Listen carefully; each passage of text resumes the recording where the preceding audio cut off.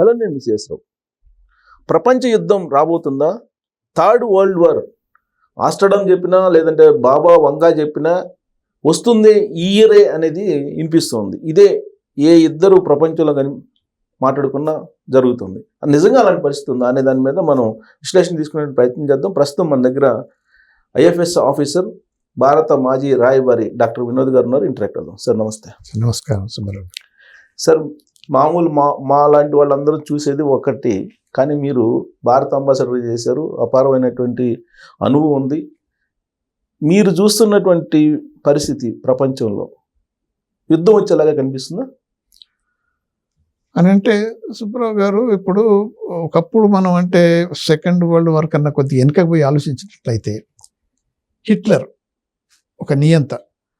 Hitler అప్పుడు ఎలా పైకి వచ్చిండు, ఎలా ఆ సెకండ్ వరల్డ్ వార్కు దారి తీసింది అన్నట్టుంటే జర్మనీ పక్కన ఉన్న వాటిని ఆక్రమించుకోవడం మొదలుపెట్టిండు. సో దాంతో ఏమైంది అంటే అప్పుడు యూదుల మీద, జ్యూస్ మీద ఏదో చేసి అవన్నీ వీళ్ళే మన అంటే పీల్చుకొని ఇది చేసేసారు. మన జర్మనీ అంటే అప్పుడు ఆస్ట్రియా, జర్మనీ రెండు కలిపి అక్కడ ప్రస్సియా అని అక్కడ ఉండేది కదా, వీళ్ళందరూ ఇలా చేశారు. అందుకనే మనం వాళ్ళను శిక్షించాలి అనే పద్ధతిలో పోయి అలా స్టార్ట్ చేస్తే ఇక ఒకసారి పక్క దేశాన్ని ఆక్రమించుకున్న, చిన్న దేశాన్ని ఆక్రమించుకున్నాడు అనుకోండి, అడిపోయి పోలాండ్ కాంచి అంటే ఇటు చిన్న చిన్న పక్క కొత్త ఆక్రమించుకున్నప్పుడు రెసిస్టెన్స్ లేకుండా అక్కడ తర్వాత వరల్డ్ వైడ్ అపోజిషన్ రాకుండా ఎప్పుడైతే ఉంటుందో అప్పుడు రెచ్చిపోయి ఇంకా ఎక్కువ దాడులు చేయటం, ఇటు చివరికి ఇటు ఫ్రాన్స్ మీద రావటం అనేది, అటు రష్యా మీద పోవటం అనేది, తర్వాత ఇప్పుడు యాక్సిస్ పవర్స్, అలయన్స్ పవర్స్ అలా వచ్చి సెకండ్ వరల్డ్ వార్కి వచ్చిందంటే అవన్నీ కనుక మనం చూసినట్టయితే డిక్టేటర్షిప్ ఎప్పుడైతే డెవలప్ అవుతుందో వైడ్ వార్కు పాసిబిలిటీస్ ఉంటాయి. ఇప్పుడు కూడా అలాంటిది కనిపిస్తుంది కదా. ఇప్పుడు ఆల్రెడీ వెనిజులా అధ్యక్షుని కిడ్నాప్ చేశాడు ట్రంప్. మళ్ళీ ఇప్పుడు గ్రీన్ లైట్ మీద కాన్సన్ట్రేషన్ చేస్తున్నారు. ఇప్పుడు ఏదైతే హిట్లర్ మీరు చెప్పారో సేమ్ అలాంటివి కనిపించట్లేదా? ఎగ్జాక్ట్ హిట్లర్ టైంలో ఉన్న పరిస్థితులు, తర్వాత హిట్లర్ క్యారెక్టర్స్ ఎలా ఉన్నాయో ట్రంప్లో కూడా అలానే కనిపిస్తున్నాయి. అలాంటి పరిస్థితులు లేకపోయినా కానీ అలాంటి పరిస్థితులను కల్పించే ప్రయత్నం మాత్రం ట్రంప్ చేస్తున్నాడు. కానీ దాంట్లో ఎంతవరకు సక్సెస్ అవుతాడు? అదేంటంటే అప్పుడు హిట్లర్ ఏం చేసిండు, డొమెస్టిక్గా ఉన్న రష్యాలో ఉన్న అంటే ఇప్పుడు ఆస్ట్రియా, జర్మనీ వల్ల ఉన్న ప్రజలందరినీ కూడా అణిచివేయగలిగిండు. కానీ అమెరికాలో అది జరుగుతుందా? అది మనం ఆలోచించాలి. ఎందుకంటే ఆల్రెడీ అపోజిషన్ స్టార్ట్ అయింది.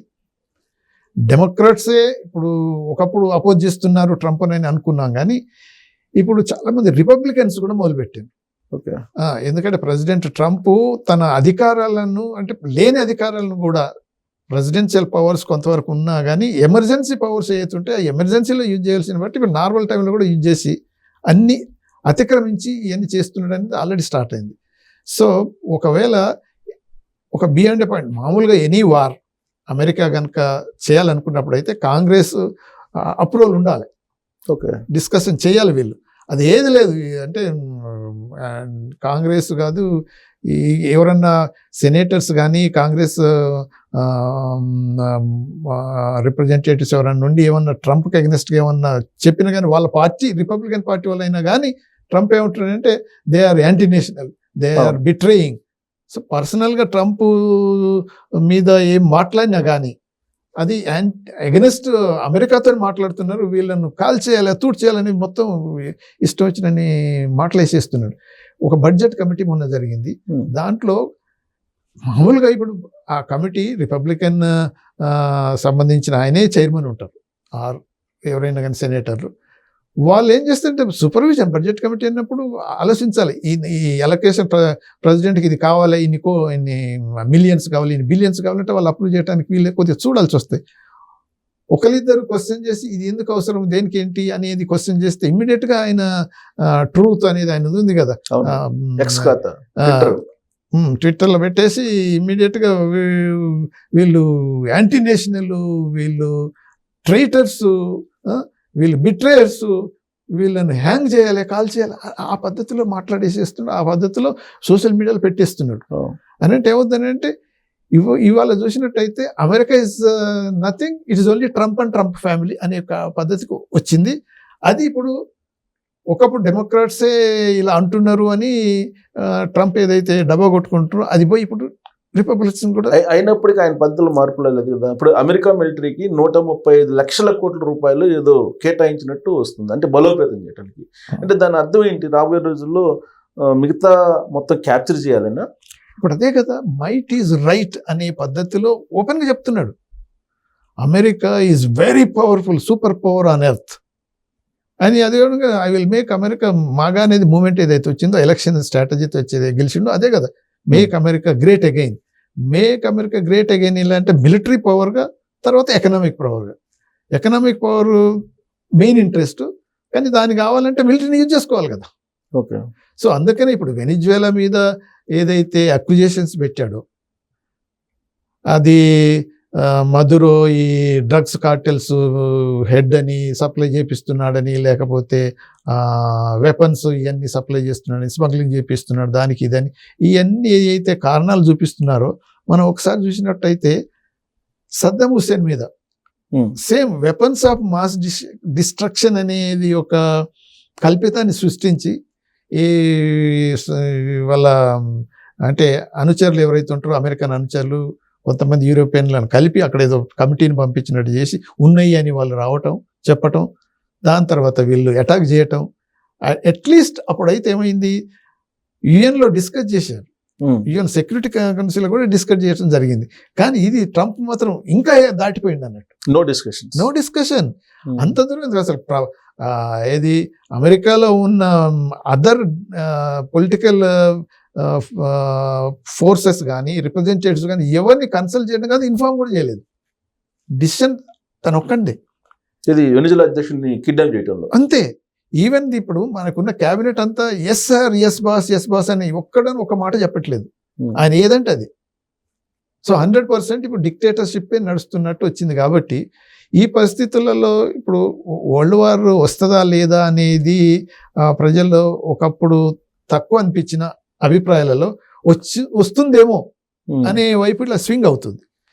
ఎందుకు అని అంటే అమెరికా ఇప్పుడు నేను ఎందుకు డెఫినెట్గా ఇప్పుడే వస్తుందని ఏదైతే అనటానికి వీల్లేదు. ఎందుకంటే అమెరికాలో మిడ్ టర్మ్ ఎలక్షన్స్ ఉన్నాయి నవంబర్లో. ఇప్పుడే ఇంపీచ్మెంట్ ప్రాసెస్ కూడా స్టార్ట్ అయింది.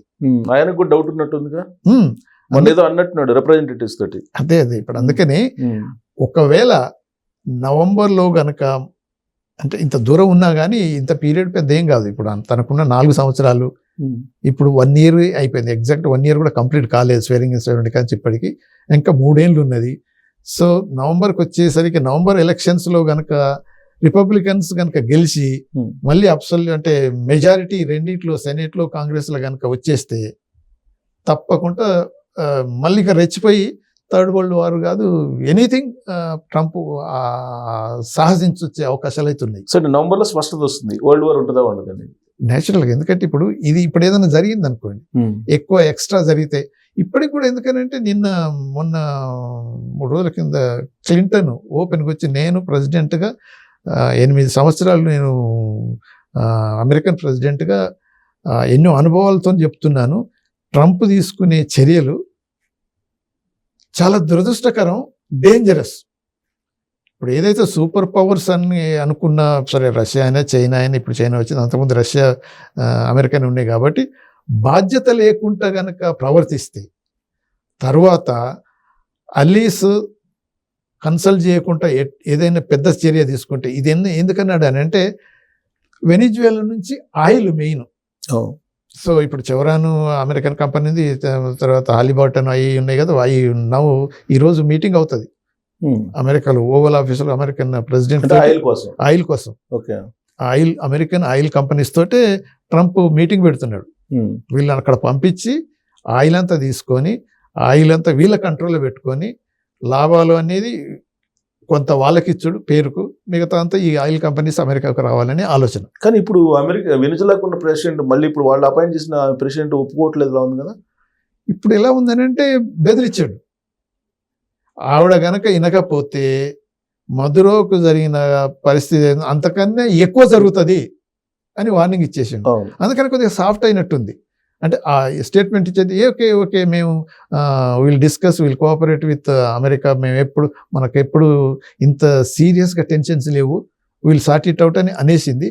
కానీ ఏమవుతుందంటే ఇప్పటికిప్పటికి అంత కొంతవరకు వెనిజువేలాలో ఉన్న గవర్నమెంట్ తర్వాత సీనియర్ మిలిటరీ ఆఫీసర్స్ కూడా అంత ధైర్యం చేసి బయటకు వచ్చి చేద్దామన్నంత లేదు. కానీ పబ్లిక్ రివోల్ట్ ఉంది కదా, అదే వాళ్ళకు లేదు కానీ పబ్లిక్ లో ఉంది. ఎందుకనంటే అందరికి తెలిసిపోయింది, ఇప్పుడు ఓపెన్ సీక్రెట్ కదా. నువ్వు అక్యుజేషన్ చేశావు, ఏదో నువ్వు డ్రగ్స్ కార్టెలు, ఫెంటానిల్ లేకపోతే ఆర్మ్స్ ఇవన్నీ పంపిస్తున్నాయి, అన్ని కట్టుకథలు. సో దాంతో ఆల్మోస్ట్ ఈ శాంక్షన్స్ అనేవి ట్రంప్ రాకముందే మొదలైనవి. కానీ ట్రంప్ వచ్చిన తర్వాత శాంక్షన్స్ పెట్టేసి కొంతవరకు కంట్రోల్ చేయటమే కాకుండా రిసోర్సెస్ పర్టికులర్గా ఆయిల్, ఎందుకంటే వెనిజువేలాలో ఉన్నది అంటే 20% of the oil resources of the world వెనిజువేలాలో ఉన్నాయి. కానీ పాపం అంటే బ్యాడ్ అడ్మినిస్ట్రేషన్, మాల్ అడ్మినిస్ట్రేషన్ లేకపోతే శాంక్షన్స్ అదే ఇదో కట్టి 1% కూడా వాళ్ళు ఎక్స్ప్లాయిట్ చేసి అమ్ముకోలేకపోతున్నారు. అయితే ఈ తీసిన ఆయిల్ అమ్ముకోవటంలో కూడా ఈ శాంక్షన్స్ ఉన్నాయి కాబట్టి చైనా మెయిన్, తర్వాత రష్యా, తర్వాత క్యూబాకు మ్యాక్సిమం సప్లై చేస్తున్నారు పక్కకు. సో తర్వాత చైనాకు, తర్వాత ఈవెన్ రష్యాకు. సో ఇటువంటి కంట్రీస్కే పోతున్నాయి తప్ప వరల్డ్ మార్కెట్కి వచ్చి వాళ్ళు అమ్ముకొని వాళ్ళు డబ్బు సంపాదించుకోలేకపోతున్నారు. సో దాంతో ఏమైంది అంటే ఇది ఎందుకు జరిగింది, ఒకప్పుడు అమెరికన్ కంపెనీస్ అక్కడ బాగున్నాయి, చెవరాన్ అంటే, హల్బర్టన్ అంటే, ఇంకా మొబైల్ అంటే, గోల్డెన్ కంపెనీస్ బాగా ఎక్స్ప్లాయిట్ చేస్తూ ఆయిల్ను బాగా సంపాదించుకుంటున్నారు వెనిజువేలాలో. అయితే ఎప్పుడైతే హ్యూగో చావెజ్ లెఫ్ట్ ఓరియంటెడ్ ఆయన ప్రెసిడెంట్ అయ్యి రివల్యూషనరీగా వచ్చేసాడో అప్పుడు ఏం చేసిందంటే ఈ ఆయిల్ ఫీల్డ్స్ ఆయిల్ ఎంత నేషనలైజ్ చేసేసింది. ఓకే.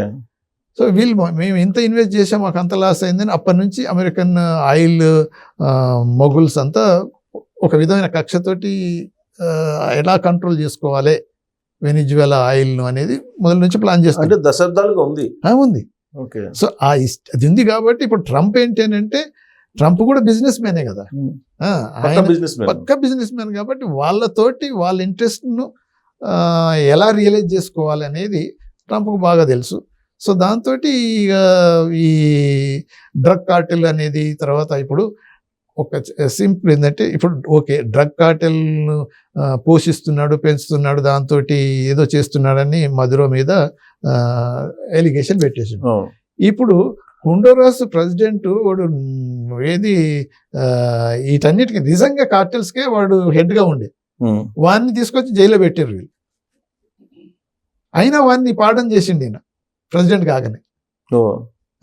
అంటే చూడు, నీకు డ్రగ్ కార్టెల్స్ను లేకపోతే డ్రగ్ లార్డ్స్ను నువ్వు కంట్రోల్ చేస్తున్నాను అనేది ఏదైతే చూపిస్తున్నావో ఇది జరగకముందే, మధురంను కిడ్నాప్ చేయకముందే అరెస్ట్ చేయకముందే వాడిని జైల్లో ఉన్నోని మంచిగా ప్రెసిడెన్షియల్ పార్డన్ ఇచ్చేసాను. ఓకే. అసలు కానీ ఇది మెయిన్గా ఓపెన్గా చెప్పండి. ఎప్పుడైతే ఇప్పుడు ప్రెస్ వాళ్ళు అడుగుతున్న మామూలుగా వచ్చేస్తుంది కదా అసలు ఏంటి అని అంటే, yes oil we want to control total Venezuelan oil. So దాంట్లో ఎక్స్ప్లాయిట్ చేయటం, కంట్రోల్ చేయటం, వాళ్ళకు ఏంటంటే ఇంత resources rich mineral natural resources ఉన్న కంట్రీ ఇంత పూర్గా ఉందని అంటే వాళ్ళంతా మిస్మేనేజ్ చేశారు వీళ్ళు, లెఫ్టిస్ట్ వచ్చిన ఐడియాస్ ఉన్నారు. అందుకని మేము అండర్టేక్ చేసి ఎక్స్ప్లాయిట్ చేసి వాళ్ళను అంటే ఏమన్నట్టు will help them to become rich, మేము కూడా రిచ్ అవుతాం అనేది ఒకటి. వాళ్ళకి 10% ఇస్తే వీళ్ళు 90% తీసుకుంటారు, అదైతే నోన్ ఫిగర్. అయితే ఇప్పుడు నిన్న అదే 3 రోజుల కింద ఏం జరిగింది అని అంటే నార్మల్గా అది ఇంతకుముందు చెప్తున్నాను కదా, ఈ వెనిజువేలన్ ఆయిల్ తీస్తున్నారు మార్కెటింగ్ చేయడానికి. ఓపెన్ మార్కెట్లో శాంక్షన్స్ ఇవన్నీ పెట్టాడు కాబట్టి రష్యా, చైనా, మేజర్ క్యూబా, ఇంకా few other small countries like వాటికి వీళ్ళు సప్లై చేస్తున్నారు. అయితే 3 రోజుల కింద ఈ American naval forces, Coast guards వాళ్ళు రష్యన్ ట్యాంకర్, ఆయిల్ ట్యాంకర్ ఏదైతే ఉందో షిప్ను షిప్. అవును. క్యాప్చర్ చేసేసింది. ఇక్కడ ఒక క్లారిఫికేషన్ సార్, రష్యాదా లేదంటే రష్యా ఫ్లాగ్ పట్టుకున్న షిప్ అనేది క్లారిటీ రావట్లేదు. అదైతే కరెక్ట్. ఇప్పుడు అదే చాలా వరకు అందరికి అదే ఉన్నది. ఈ రష్యన్ ఫ్లాగ్ పెట్టుకున్న షిప్ అది వీళ్ళు కూడా అనేది ఏంటంటే అది వెనిజులాకు సంబంధించింది. వీళ్ళు వెనిజులా షిప్స్ అన్ని ఎప్పుడైతే శాంక్షన్స్ వస్తున్నాయో, ఎప్పుడైతే మేము ఫైండ్ అవుట్ చేస్తున్నాం, ఇమీడియట్ గా ఫ్లాగ్ మార్చేసి వేరే కంట్రీ చేసేస్తున్నారు. సరే, ఇప్పుడు రిజిస్టర్డ్ ఇన్ రష్యన్ నేమ్ లో ఫ్లాగ్ తోటి పోతుంది అది మొన్నదైతే. అందుకనే ఈవెన్ సబ్మెరీన్స్ కూడా వచ్చినాయి, రష్యన్ సబ్మెరీన్స్. అంటే ఇటువంటి అన్ని రెడీగా వస్తున్నాయంటే ఇంకా ఏదైనా ఎస్కలేట్ అయినప్పుడు ఆటోమేటిక్గా ఇక జరుగుతుంది, ఎన్కౌంటర్స్ అన్ని వచ్చేస్తాయి. సో ఆ స్టేజ్కి వచ్చినప్పుడు ఏంటంటే ఇది ఎస్కలేట్ అయిపోయినప్పుడు కొన్ని ఇంక్లూడింగ్ యూరోపియన్ కంట్రీస్ కూడా ఇప్పుడు అంటే మీరు అన్నారు కదా, ఒకటి వెనిజువేలా, దాని తర్వాత కొలంబియా, దాని తర్వాత క్యూబా, గ్రీన్లాండ్, ఈ లాటిన్ అమెరికన్ కంట్రీస్ అన్ని ఒకటి. ఆయన అనేది ఏంటంటే ఇప్పుడు మొన్రో అని, జేమ్స్ మొన్రో ప్రెసిడెంట్ ఉన్నప్పుడు, అదే 1823లో మొన్రో డాక్ట్రైన్ అని ఓపెన్ చేసిండు ఆయన. మొత్తం ఈవెన్ కాంగ్రెస్లో, సెనెట్లో అంతా వాళ్ళతోని మాట్లాడింది ఏంటంటే అమెరికా పర్టికులర్లీ ఈ వెస్ట్రన్ అమెరికా హెమిస్పియర్ అంతా మన కంట్రోల్లోనే ఉండాలి. అమెరికన్ హెమిస్పియర్, వెస్ట్రన్ హెమిస్పియర్ అంతా అమెరికన్దే. ఎందుకు అలా వచ్చిందంటే అప్పుడు స్పానిష్ తర్వాత ఈ మన పోర్చుగల్ వాళ్ళంతా కాలనీస్ అక్కడ ఏర్పరచుకొని అప్పుడు ఆ కాలనీస్ నుంచి వాళ్ళంతా ఇండిపెండెంట్ అవుతున్నారు. ఇండిపెండెంట్గా వచ్చిన తర్వాత ఏమైందంటే మళ్ళీ రీకాలనైజేషన్ చేయనీకి మళ్ళీ ప్రయత్నాలు జరుగుతున్నాయి అప్పుడు. సో అప్పుడు ఏం చేసిందంటే, ఖబర్దార్, you are not suppose to come here Europeans, మీరు యూరోప్లోనే ఉండండి, మేము మీతో మీ దాంట్లో ఇంటర్ఫియర్ కాము, కానీ మా హెమిస్పియర్కి వచ్చి మీరు మాత్రం ఏదన్నా చేయాలనుకుంటే వీలు కాదు, అది మా కంట్రోల్లో ఉండాలి అనేది దాని యొక్క జేమ్స్ మొన్రో డాక్ట్రైన్ అని అప్పుడు ఓపెన్గా అందరికీ తెలిసి అది అనౌన్స్ చేశాడు. ఇప్పుడు అదే సేమ్ మొన్రో డాక్ట్రైన్ 2 ఇది. అదేంటంటే ఏదో పేరు మంచిగా వచ్చేసింది, అంటే డొనాల్డ్ మొన్రోది, డోనారో ఏదో ఒకటి పెద్ద పెట్టేసి డాక్ట్రైన్ అని, అంటే మన వాడు అన్నది అలా అనలేదు కానీ మొన్రో డాక్ట్రైన్ 2 నేను అప్లై చేస్తున్నాను, అది ఇంప్లిమెంట్ చేస్తాను ట్రంప్ అన్నాడు. ఓపెన్ గా స్టేట్మెంట్ ఇచ్చేసిండు. అంతే, ఖబర్దార్, అంత మా చేతిలోనే ఉండాలి, వీ కంట్రోల్ ఎవ్రీథింగ్. అదే కాకుండా అటు పనామా, గ్రీన్లాండ్స్, ఇటు మళ్ళీ కెనడా ఒక స్టేట్ అని అప్పుడే చేసేసుకుంటా అన్నాడు. అది స్టెప్ బై స్టెప్ అంటే ఇటువంటి అన్ని జరుగుతున్నప్పుడు స్లోగా ఇది మీరు వరల్డ్ వార్ వస్తుందా అనేది డౌట్లు వచ్చి నిజంగా వస్తుందనేది పర్సెప్షన్ బలపడిపోవటానికి కారణం ఏంటంటే స్టెప్ బై స్టెప్ ఇదైతే ట్రంప్ తీసుకుంటున్నాడు, అనౌన్స్ చేస్తున్నాడు. ఈ 2-3 రోజులలో ఇప్పుడు గ్రీన్లాండ్స్లో మన అమెరికన్ డెలిగేషన్ వస్తుంది, తర్వాత గ్రీన్లాండ్ ప్రతినిధులు, తర్వాత డెన్మార్క్ వాళ్ళు అంతా కూర్చొని మాట్లాడుతారు, సీరియస్ చెప్తున్నాడు. ఏది మన రూబియో, మన ఫారెన్ సెక్రటరీ యుఎస్ అంటున్నాడు, నో డెన్మార్క్ గ్రీన్లాండ్ను ప్రొటెక్ట్ చేయలేదు, గ్రీన్లాండ్ తనంతట తాను ప్రొటెక్షన్ కల్పించుకోలేదు, దానికి అమెరికానే తప్పకుండా చేయాల్సి వస్తుంది. అది ఎందుకు అంటే గ్రీన్లాండ్ గురించి కాదు వీళ్ళు చేయాల్సింది, ఆర్క్టిక్ ఏదైతే రిసోర్సెస్ ఉన్నాయో దానిలో ఉన్న రిసోర్సెస్ అన్నిటినీ ఇప్పుడు అమెరికా కబ్జా చేసుకోవాలని గ్రీన్లాండ్ లో ఉండేటండి. ఓకే, సో అదే కాకుండా సెక్యూరిటీ పర్పస్ అని చెప్తున్నారు కదా. ఇప్పుడు సెక్యూరిటీ అని అనకపోతే మాకు మేము ఎక్స్ప్లాయిట్ చేస్తాం రిసోర్సెస్ అని వస్తాడా? రాడు కదా. అది వాళ్ళు ఇప్పుడు ఏంటంటే ఇంకా joke, security of the Greenland's, security of US, security of the world announce చేసేసారు వాళ్ళు. అంటే వాళ్ళు ఏది చేసినా సెక్యూరిటీ ఆఫ్ ద వరల్డ్ అనేస్తారు. అదే ట్రంప్ అండ్ ట్రంప్ ఫ్యామిలీ ఇప్పుడు యుఎస్లో పెద్ద డిస్కషన్ ఏంటంటే enriching America, making America great again కాదు, enriching Trump and Trump family, nothing else. So అదొకటి. ఇక ఎవ్రీ పవర్ అంటే ఇప్పుడు డెమోక్రటిక్ కంట్రీ, టాప్ వరల్డ్ లీడర్గా ఉన్న country, no law, no international law we follow only our law అన్నిటి నుంచి బయటకు వచ్చేసారు కదా, అని ఓపెన్ చేస్తున్నాడు. ఇప్పుడు అన్నిటి బయటికి వస్తున్నాడు, అనేస్తున్నాడు. ఇప్పుడు ఏమవుతుంది, ఇప్పుడు మన రష్యన్ ట్యాంకర్ ఆయిల్ షిప్స్ను క్యాప్చర్ చేసింది అది ఇంటర్నేషనల్ వాటర్స్, అమెరికన్ వాటర్స్ కాదు, రష్యన్ వాటర్ కాదు, ఇంటర్నేషనల్ వాటర్ ఫ్రీ. సో నువ్వు అక్కడ పోయి సీజ్ చేసి అటాక్ చేసినవని అంటే మన రష్యన్ మినిస్టర్ అని ఇట్స్ పైరసీ, పైరేట్స్ లెక్క బిహేవ్ చేస్తున్నారు. ఇట్స్ క్యాప్చరింగ్ అనేది ఇంటర్నేషనల్ లాకి అగెనిస్ట్గా ఉంటుంది. Then you are liable for to be punished అని ఒక స్టేట్మెంట్లు ఇచ్చారు. ఆ స్థాయి దాకా వెళ్ళారు కదా. ఇప్పుడు రీసెంట్ డెవలప్మెంట్ ఏంటంటే కిమ్ కూడా అదే వార్నింగ్ ఇచ్చాడు అమెరికాకి. అదే ఇప్పుడు అదే చెప్తున్నా. ఇప్పుడు ఒక స్టేజ్కి వచ్చేసరికి 2 బ్లాక్స్ అయిపోతాయి. వరల్డ్ వార్ 2 అనుకుందాం. అప్పుడు యాక్సిస్ పవర్స్ అనేది ఏముంది, వాడు ఒక్కడే హిట్లర్ స్టార్ట్ చేసినా కానీ దాని తర్వాత ముస్సోలినీని రోప్ చేసుకున్నాడు, దాని తర్వాత ఇక్కడ జపాన్ కూడా రోప్ చేసుకున్నాడు. సో ఈ యాక్సిస్ పవర్స్ పై ఇక అలీస్ అనేది మిగతా అన్ని వేరియస్ పవర్స్. ముందు యాక్చువల్గా ఈవెన్ రష్యా కూడా రష్యాతో ఫ్రెండ్లీగా నిన్న స్టార్ట్ చేసిన వాడు. అవును, ఇద్దరు సమావేశం అయ్యారు, సమావేశం అన్ని చేసుకున్నాడు. స్టాలిన్ అక్కడి నుంచి మొదలు పెడితే ఇవన్నీ. కాకపోతే ఏంటంటే ఓవర్ అంబిషియస్ అయిపోయి ఈవెన్ వాడు రష్యాని అటాక్ చేయటం వల్ల అక్కడ దెబ్బతినిపోయాడు. ఏదైనా దేనికైనా లిమిట్ ఉంటుంది కదా.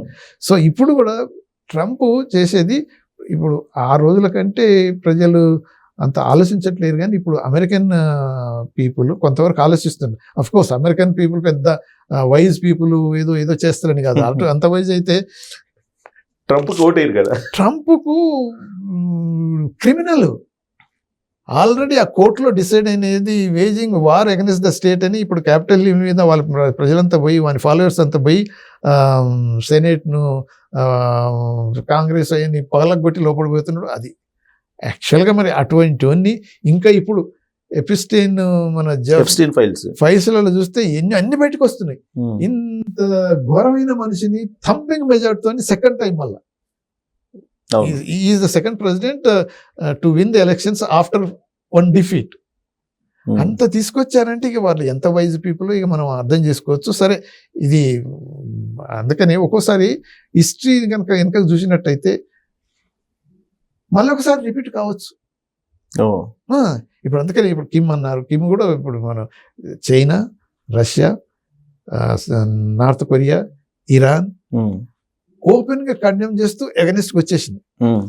ఇక మనం అయితే సైలెంట్ గా, అంటే ఆల్మోస్ట్ న్యూట్రల్ గా, అంటే మనం వీ డోంట్ లైక్ ఇట్. కానీ ఏంటి సార్ అసలు మన పరిస్థితి ఏంటి అసలు? రష్యా, చైనా ఇవన్నీ ఓపెన్ గా ఖండిస్తున్నాయి. మన వాళ్ళు అసలు ఏ స్టాండ్లో ఉన్నట్టు? ఇప్పుడు ఏమవుతుందంటే మనకు ఒకటి ట్రేడ్ నెగోషియేషన్స్ అవుతున్నాయి, ఫైనల్ స్టేజ్కి వచ్చింది.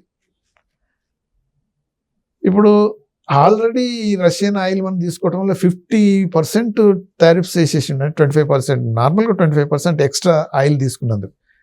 నిన్నగాక మొన్న ఓపెన్ స్టేట్మెంట్ ఇచ్చాడు గ్రహం అని, వాడు ఒక ఫాలోయర్ ఉన్నాడు ట్రంప్కు. వాడు అన్నాడు 500% టారిఫ్స్ వేయాలి, నాట్ ఓన్లీ ఇండియా, ఎవరైతే ఆయిల్ తీసుకుంటున్నారో రష్యా నుంచి అని. కానీ అది ఇంప్లిమెంటేషన్ ఇప్పుడు చైనా కూడా తీసుకుంటుంది. చైనా, బ్రెజిల్ అన్నిటికీ చెప్పారు 500%. అదే అంటే అది ఇప్పుడు వస్తుంది కానీ అన్నది. కానీ ఇప్పుడు ఏం జరుగుతుంది, ఇప్పుడు టర్కీ తీసుకుంటుంది, చైనా తీసుకుంటుంది, తర్వాత యూరోపియన్స్ కూడా తీసుకుంటారు గ్యాస్, ఆయిల్. తర్వాత అమెరికాకు ఇది uranium, other rare earth metals Russia నుంచి తీసుకుంటుంది. అయినా కానీ ఇండియా మీదనే ఇంత వేసిండ్రు కదా. 50% అనేది బ్రెజిల్కి ఒకటి వేసిండ్రు, మనకి వేసిండ్రు. రష్యా చైనా కూడా ఏమన్నాడు 150% వేస్తే 150% వాడు ఏమన్నాడు అంటే ఓకే వేసుకో, రేర్ ఎర్త్ మెటల్స్ అని మేము కట్ చేస్తాం, మేము ఇయ్యాం అంతే. తోక ముడుచుకొని మళ్ళీ డిస్కస్ చేసి ఓకే ఓకే ఇప్పుడు అదేం లేదా 150% నుంచి 30% వరకు దిగి వచ్చేసి, అంటే ట్విస్ట్ చేపట్టుకొని తిప్పగలిగేంత శక్తి చైనాకు వచ్చేసి ఉంది. ఓకే, కానీ మన దగ్గర ఏం లేదు కదా. ఇప్పుడు ఆయన ఏమంటుండంటే స్టేట్మెంట్ మోదీ వచ్చేసి sir can I see you, I want this helicopters, Apache helicopters placed orders 60+ ఇప్పటిదాకా రాలేదు, please. I said okay okay అంటే ఆ స్టేజ్లో వాడు మాట్లాడుతుంటే, అదే కాకుండా మన ప్రైమ్ మినిస్టర్ G7 మీటింగ్స్ అక్కడ G8 G7 పోయినప్పుడు కెనడాలో ట్రంప్ వెళ్ళిపోయాడు ఒక్కరోజు కన్నా, అంటే వచ్చేసి నన్ను వెళ్ళిపోయాడు. అప్పటికే ఆసిఫ్ మునీర్ ఆర్ ముల్లా మునీర్ ఏదైతే ఉన్నాడో పాకిస్తాన్ జనరల్, వాడిని పిలిపించి అక్కడ వైట్ హౌస్లో ఓవల్ ఆఫీస్ అక్కడ కూర్చోబెట్టి మన ప్రైమ్ మినిస్టర్ కూడా పిలిచి ఇద్దరితో చేతులు కలిపి అది చేసి ఓహో నేను ఇది చేశాను చూడని చూపించుకొని ప్రపంచానికని ట్రై చేశాడు. అది ఎందుకనంటే మనకు ఆర్మేనియా అజర్బైజాన్ ప్రెసిడెంట్లను పిలిచి అదే చేశాడు కదా. వాళ్ళకి దాన్ని ఎంతో కాలం నుంచి ఉన్నది, ఇవన్నీ నేనే పీస్ అకార్డు కల్పించాను, వాళ్ళిద్దరి ప్రెసిడెంట్లను నా ఎదురుగా చూపించాను, అంత కలుపుకున్నారు, అలాయ్ బలాయ్ అయిపోయి ఇదంతా చూసారా ఎంత చేశాను నేను ప్రపంచానికి అని చూపించుకోనికి.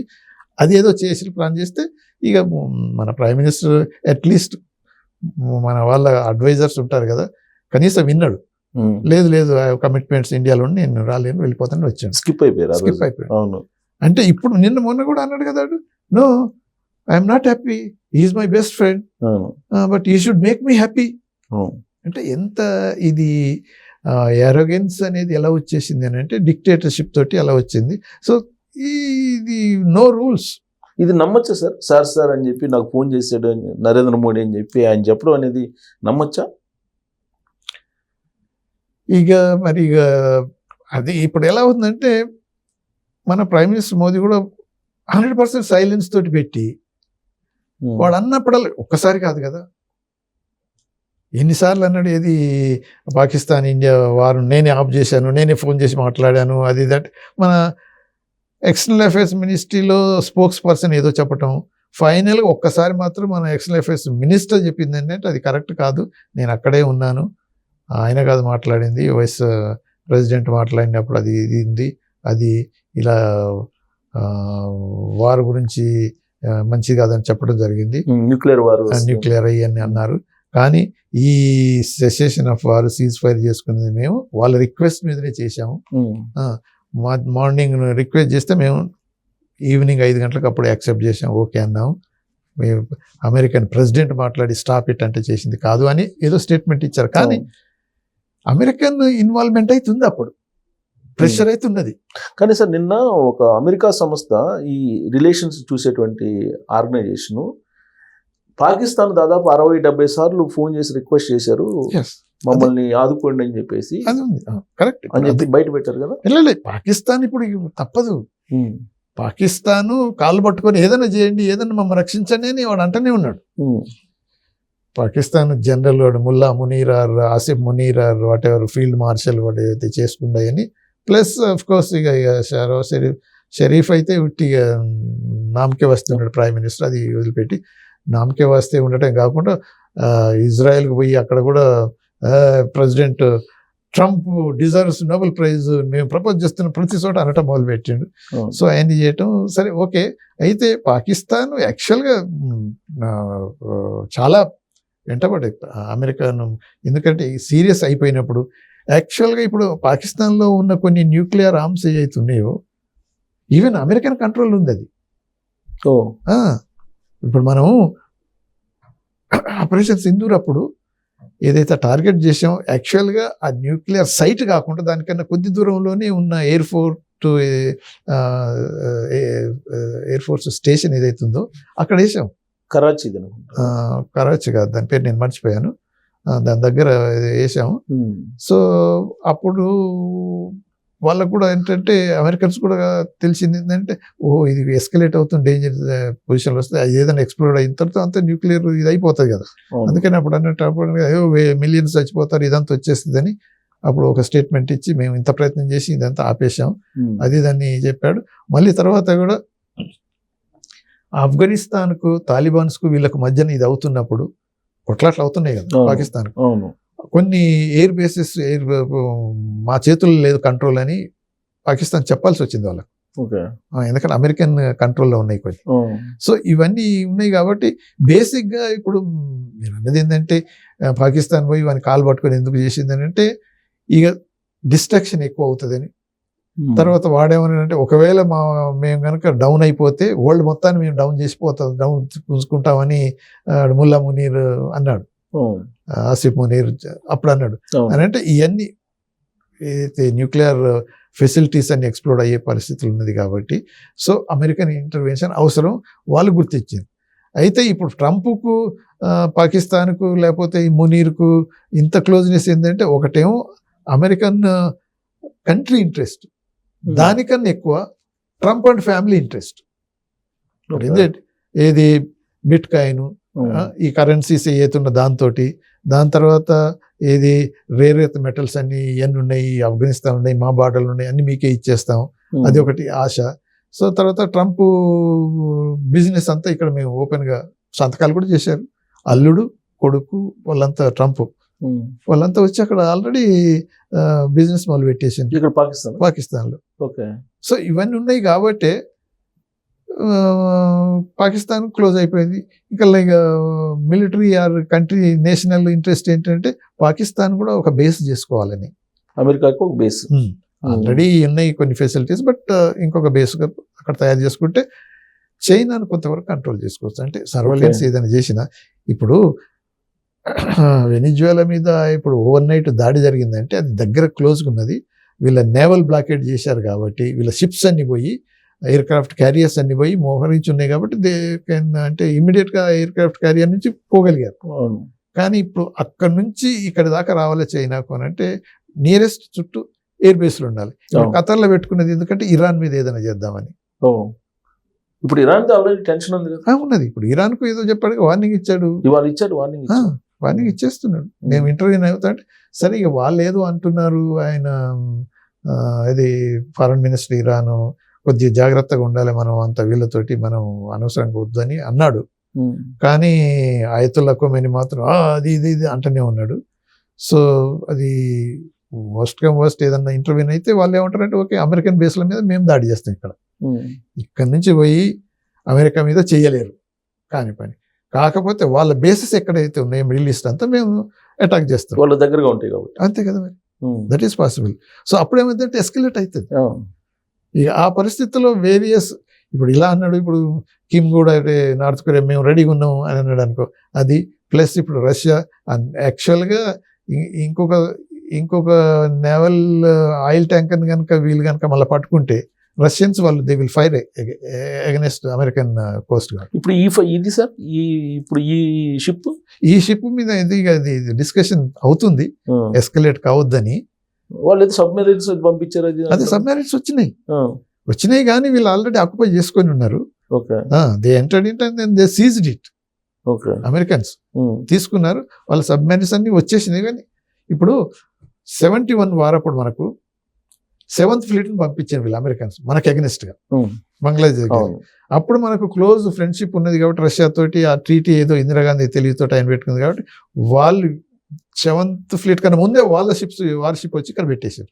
అప్పుడు భయపడిపోయింది, ఏం చేయలేకపోయింది అమెరికా. సో అలాంటి పరిస్థితులు ఈ షిప్ను సీజ్ చేయకుండా చేయలేకపోయింది రష్యా. అది నేను ఫాలో అవుతున్నారని వాళ్ళకి తెలిసింది. తెలవగానే వాళ్ళ సబ్మెరీన్స్ అవన్నీ పంపించేది. There is some gap, late అయిపోయింది. ఒకవేళ వీళ్ళ షిప్స్ కోస్ట్ గార్డ్ పర్సనల్ రాకముందే కనుక వీళ్ళ సబ్మెరీన్స్ దాని పక్కకే ఉండి ఉంటే వాళ్ళు వచ్చేవాళ్ళు కాదు, అటువైపు వచ్చినవాళ్ళు కాదు, నేచురల్గా అంతే కదా. సో అదే దేర్ ఇస్. కానీ ఇప్పుడు ఇక మళ్ళీ మాత్రం వాళ్ళు ఇంకా కేర్ఫుల్గా ఉంటారు. వాళ్ళు ఒకవేళ ఈ షిప్స్ ట్యాంకర్స్ ఆయిల్ ట్యాంకర్స్ కనుక తీసుకెళ్లాలనుకుంటే వాళ్ళ సబ్మెరీన్స్ కాదు, వాళ్ళ కోస్ట్ గార్డ్ వాళ్ళ ఫోర్సెస్ తోనే వచ్చి తీసుకెళ్తారు ఒకవేళ పరిస్థితి అలా ఏర్పడుతుంది. అంత బలం ఉంది సార్. ఇప్పుడు ఉక్రెయిన్ వారే 2022 నుంచి చేస్తానే ఉన్నారు వాళ్ళు. ఇప్పుడు ఉక్రెయిన్ మీద మళ్ళీ ఇప్పుడు ఏదో కొంచెం ఉధృతంగా చేశారని అంటున్నారు ఇవాళ, ఏదో కొన్ని బాంబులు, పవర్ఫుల్ బాంబులు ఏదో వేసారని అంటున్నారు. మరి ఉక్రెయిన్ని నియంత్రించలేనటువంటి వాళ్ళు అమెరికాని నియంత్రించగలరా రష్యా? అంటే నియంత్రించడం అంటే అమెరికా మీద దాడి చేసిపోవటం కాదు కదా. నేననేది ఏంటంటే వాళ్ళ ఆయిల్ ట్యాంకర్ను ప్రొటెక్ట్ చేసుకునే అంత శక్తి అయితే ఉన్నది వాళ్ళకి. ఒకవేళ తక్కువన్నా కానీ ఎస్కలేట్ అవుతాయి. ఇప్పుడు సబ్మెరీన్ వచ్చి ఉట్టిగానే కూర్చోదు కదా అక్కడ. వీళ్ళు ఏదైనా చేసి ప్రయత్నం చేస్తున్నారు అనుకోండి, ఫోర్స్ఫుల్గా సీజ్ చేయాలనుకున్నారు, దే విల్ ఫైర్. ఓకే, మళ్ళా వీళ్ళని అటాక్ చేయాలనుకుంటే మళ్ళీ ఈక్వల్ కంటే ఎక్కువ ఫోర్స్ మళ్ళీ అమెరికన్స్ అక్కడ మొబైలైజ్ చేయాల్సి వస్తుంది. సో అంత స్టేజ్కి ఇప్పుడు అమెరికన్స్ అంత పోకపోవచ్చు. ఎందుకంటే ఇప్పుడు బేసిక్గా ఇది ఇంటర్నేషనల్ వాటర్స్కి వచ్చి అవే ఫ్రమ్ ఆల్మోస్ట్ యూరోప్లోకి వచ్చింది కాబట్టి అది వేరు. కానీ ఇప్పుడు ఆ నార్త్ అమెరికాలోనే లాటిన్ అమెరికా ఏరియా నుంచే ఏ ట్యాంకర్స్, ఏ షిప్స్ మూవ్ కాకుండా చేయడానికి ప్రయత్నం చేస్తుంది అమెరికా. ఓకే, అది అన్నది కూడా అంతే. ఇప్పుడు వైస్ ప్రెసిడెంట్ అయినా, ఇటు రూబియో సెక్రటరీ అయినా కానీ అది ఏంటంటే ఫస్ట్ థింగ్ మీరు డైరెక్ట్గా బూట్స్ ఆన్ ల్యాండ్ అని పెట్టేసి కంట్రోల్ చేసి అడ్మినిస్టర్ చేస్తారంటే అలా కాదు. మేము చేసేది ఏంటంటే ఫస్ట్ శాంక్షన్స్ పెట్టింది ఏదైతే ఈ ఆయిల్ ఎంబార్గో పెట్టాము దాన్ని మాత్రం ఇంప్లిమెంట్ చేస్తాం. షిప్స్ అన్నీ మూవ్ కాకుండా చేస్తాం. దాని తర్వాత ఆయిల్ కంపెనీస్ పోయి డెవలప్ అవుతాయి, ఆయిల్ తీస్తాయి, దాన్ని ఇంటర్నేషనల్ మార్కెట్కి అమ్మేస్తాం. సో ఇప్పుడున్న ప్రెసిడెంట్ కనుక కోఆపరేట్ చేయకపోతే మాత్రం సీరియస్ యాక్షన్ మళ్ళీ ఎక్కువ ఉంటుంది. ఒకవేళ కోఆపరేట్ చేసినట్టయితే ఆ కంట్రీ కూడా డెవలప్మెంట్ అవుతుంది. మేము కూడా ఓపెన్ అంతే కన్విన్స్ చేస్తున్నారు. కన్విన్స్ తర్వాత బెదిరింపులు అవుతాయి. ఇప్పుడు ఈ 2 రోజుల్లో జరిగిన పరిణామాలు ఏంటి సార్? ఇప్పుడు ఇండియాకి సంబంధించి ఇప్పుడు అమెరికన్ కామర్స్ మినిస్టర్ అనుకుంటా మేము 500% ఇంపోర్ట్ డ్యూటీస్ వేస్తామని అంటున్నారు. యాక్చువల్గా నెగోషియేషన్స్ ఫైనల్ అయిపోయినాయి, కానీ వీళ్ళు డిలే చేశారు ఇండియా వాళ్ళు, కాబట్టి ఇక నెగోషియేషన్స్ లేవు అని చెప్పి అన్నారు. ఏం డెవలప్మెంట్స్ జరిగింది సార్ అక్కడ? ఇప్పుడు మొదటి నుంచి కూడా అంతే కదా. అమెరికన్స్ వాళ్ళ టాక్టిక్స్ తోటే ప్రెషర్ ప్రెషర్ ప్రెషర్ అని పెట్టేస్తున్నారు. ఇప్పుడు సింపుల్, అది అగ్రికల్చరల్ ప్రొడక్ట్స్ ఏదైతే వాళ్ళు మన ఇండియాలో డంప్ చేయాలి, ఏదో చేయాలనుకుంటున్నారో అది జరిగే పరిస్థితి అయితే లేదు. ఓకే, మ్యాక్సిమం అది ఆ డిఫెన్స్ ఎక్విప్మెంట్లలో ఇప్పుడు మనం రష్యా నుంచి తీసుకుంటున్నాం, S-400 అయినా ఏదైనా వేరియస్ థింగ్స్, అవి మాత్రం ఏం తీసుకోవడానికి వీల్లేదు అనటం. సరే, ఇక రష్యన్ ఆయిల్ అనేది ఏదైతే ఉందో అది మనం తక్కువ చేస్తున్నాం అని అంటున్నాం, కానీ తగ్గలేదు, కంటిన్యూ అవుతూనే ఉంది. సరే, ఇప్పుడు మనకు ఒక ప్లస్ పాయింట్ ఏంటంటే ఇప్పుడు వెనిజువేలా కనుక 100% వీళ్ళ కంట్రోల్ని నడిచి ఆయిల్ డెవలప్ అయితే మనకు కొంతవరకు బోల్డంత ఆయిల్ వస్తుంది. అమెరికా వాళ్ళు సప్లై చేస్తారు.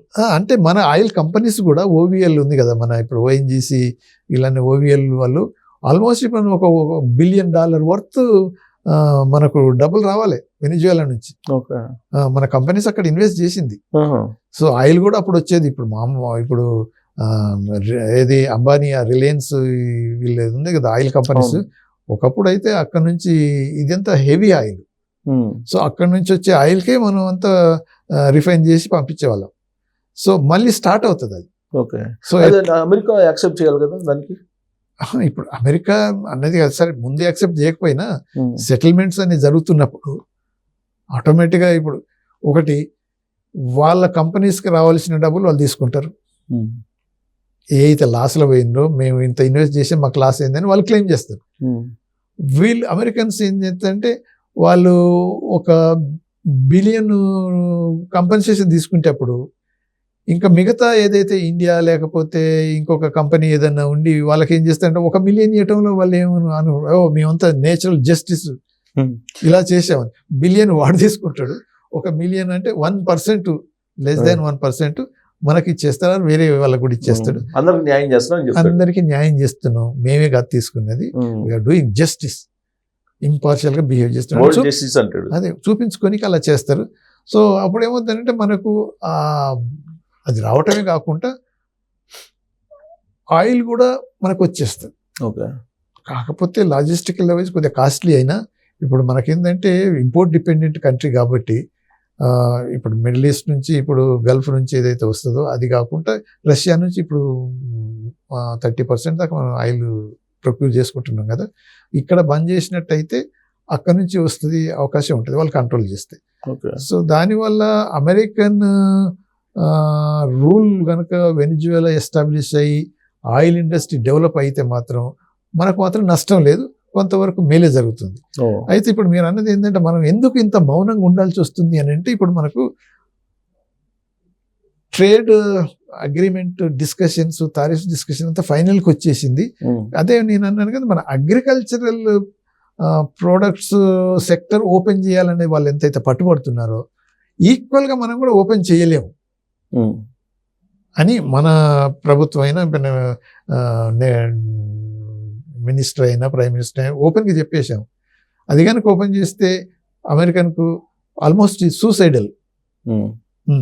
సో భారత్ క్లోజ్ అది కనుక ఓపెన్ చేస్తే అంటే ఇప్పుడు మనం మొత్తం అగ్రికల్చరల్ అంటే ఫార్మింగ్ బేస్డ్ కంట్రీ కాబట్టి వాళ్ళ ప్రోడక్ట్స్ వస్తే అవి హైబ్రిడ్ క్వాలిటీ వచ్చినప్పుడు డ్యామ్ చీప్తో ఇక్కడ డంప్ చేసేస్తారు. సో దానికి ఆ చీప్ మెటీరియల్కు మన ప్రోడక్ట్కు కాంపిటీషన్ ఉండదు. తర్వాత ఇప్పుడు ఆ మిల్క్ అయినా కానీ డైరీ ప్రొడక్ట్స్ ఏదైనా కానీ మీట్ అయినా కానీ వేరియస్ అదర్ ప్రొడక్ట్స్లలో చూస్తే వాళ్ళు ఏం చేస్తారంటే ఇప్పుడు బీఫ్ ఉన్నదనుకోండి, వాళ్ళ ఫీడ్ ఏదైతే ఉన్నదో అంటే మనం ఎప్పటి నుంచో పాయింట్అవుట్ చేస్తున్నాం, మనకి ఇది హిందూ నేషన్ కాబట్టి మేము ఇటువంటి తినలేము, మాకు ఈ పడవు, మీరు ఆ బీఫ్కు మటన్ పెట్టో చికెన్ పెట్టో లేకపోతే ఇంకేదో పెట్టి తీస్తున్నారు ఫీడింగ్లలో, అది మాకు పడదు, మేము తినలేము, అది కాదు, మాకు ఇక్కడ రావడానికి వీల్లేదు అంటున్నాం. కానీ అటువంటి అన్ని డంప్ చేయాలని, ఎందుకంటే వాళ్ళ బిజినెస్ అది. సో అటువంటి అగ్రికల్చర్ ప్రొడక్ట్స్ అన్ని ఇక్కడ డంప్ చేయడానికి ఏదైతే ప్రయత్నం చేస్తుందో మనం అగ్రికల్చర్ సెక్టర్ ఓపెన్ తప్పకుండా చేయాలని వాళ్ళు పట్టుబడుతున్నారు. ఓకే, అది అయ్యేది కాదు. కాకపోయినప్పుడు వాళ్ళు 500% ఇంపోర్ట్ డ్యూటీ వేశారు అనుకోండి, అప్పుడు ఇండియా పరిస్థితి ఏమవుతుంది సార్? కొంతవరకు కష్టం అవుతుంది. ఎందుకంటే ఇప్పుడు లార్జెస్ట్ ట్రేడింగ్ పార్ట్నర్ అమెరికా మనతోటి. అఫ్ కోర్స్ ఇప్పుడు చైనా తోటి కూడా మనకు బోల్డ్ అంత అవుతుంది. But trade wise, technology wise మన Indian diaspora millions of people అక్కడ ఎంతోమంది ఉన్నారు, 3 million ప్లస్ ఉన్నారు. సో అటువంటిప్పుడు ఎలా అవుతుందంటే కొన్ని ప్రాబ్లమ్స్ ఎదురవుతాయి. సో మనం ప్రాబ్లమ్స్ అంటే అక్కడ ఉండే వాళ్ళు కూడా ప్రాబ్లం ఫేస్ చేయాల్సి వస్తుంది అంటారా? ఇప్పుడు అదే కదా, ఇప్పుడు H1B వీసా మీద ఎంత, ఇప్పుడు వాడు ఏమంటున్నాడంటే ప్రతిదీ ఇది జనరల్గా మేము ఇంపోజ్ చేస్తున్నాం, ఇండియా స్పెసిఫిక్ కాదు అంటున్నాడు. కానీ ఇప్పుడు H1B వీసాస్ అనేది మన వర్కర్స్ ఏదైతే సిస్టమ్ పెట్టారో 80%, 70 to 80% మన వాళ్ళకే వచ్చేస్తుంది. సో కాబట్టి సఫరర్స్ కూడా ఎక్కువ ఉంటుంది. అంతే కదా, ఇప్పుడు సర్వీస్ సెక్టర్స్ ఏదైతుందో మనం ట్రేడ్ అండ్ సర్వీసెస్ అంటున్నాం, సర్వీసెస్ లో ఫ్రీ మొబిలిటీ ఉండాలని మనం ఏదైతే అంటున్నామో వాడు ఇప్పుడు H1B దాని మీద $1,00,000 పెట్టేసి $3,000-4,000 నుంచి $1,00,000 అది ఫీజు పెట్టేసింది. దాని తర్వాత ఇప్పుడు ఇంకొక స్టేజ్కి ఎలా పోయిందంటే గ్రీన్ కార్డ్ హోల్డర్స్ అందరినీ ఫిల్టర్ చేస్తున్నాడు. ఈవెన్ నేచురల్ సిటిజన్స్ అయితే ఎవరైతే ఉంటారో వాళ్ళకి కూడా నేను క్యాన్సిల్ చేసేస్తాను, పంపిస్తాను వాపస్ అంటున్నాడు. అని అంటే అదే పిచ్చికి లిమిట్ ఉండదు అన్నట్టు ఆ స్టేజ్కి పోయినప్పుడు చాలామంది ఇప్పుడు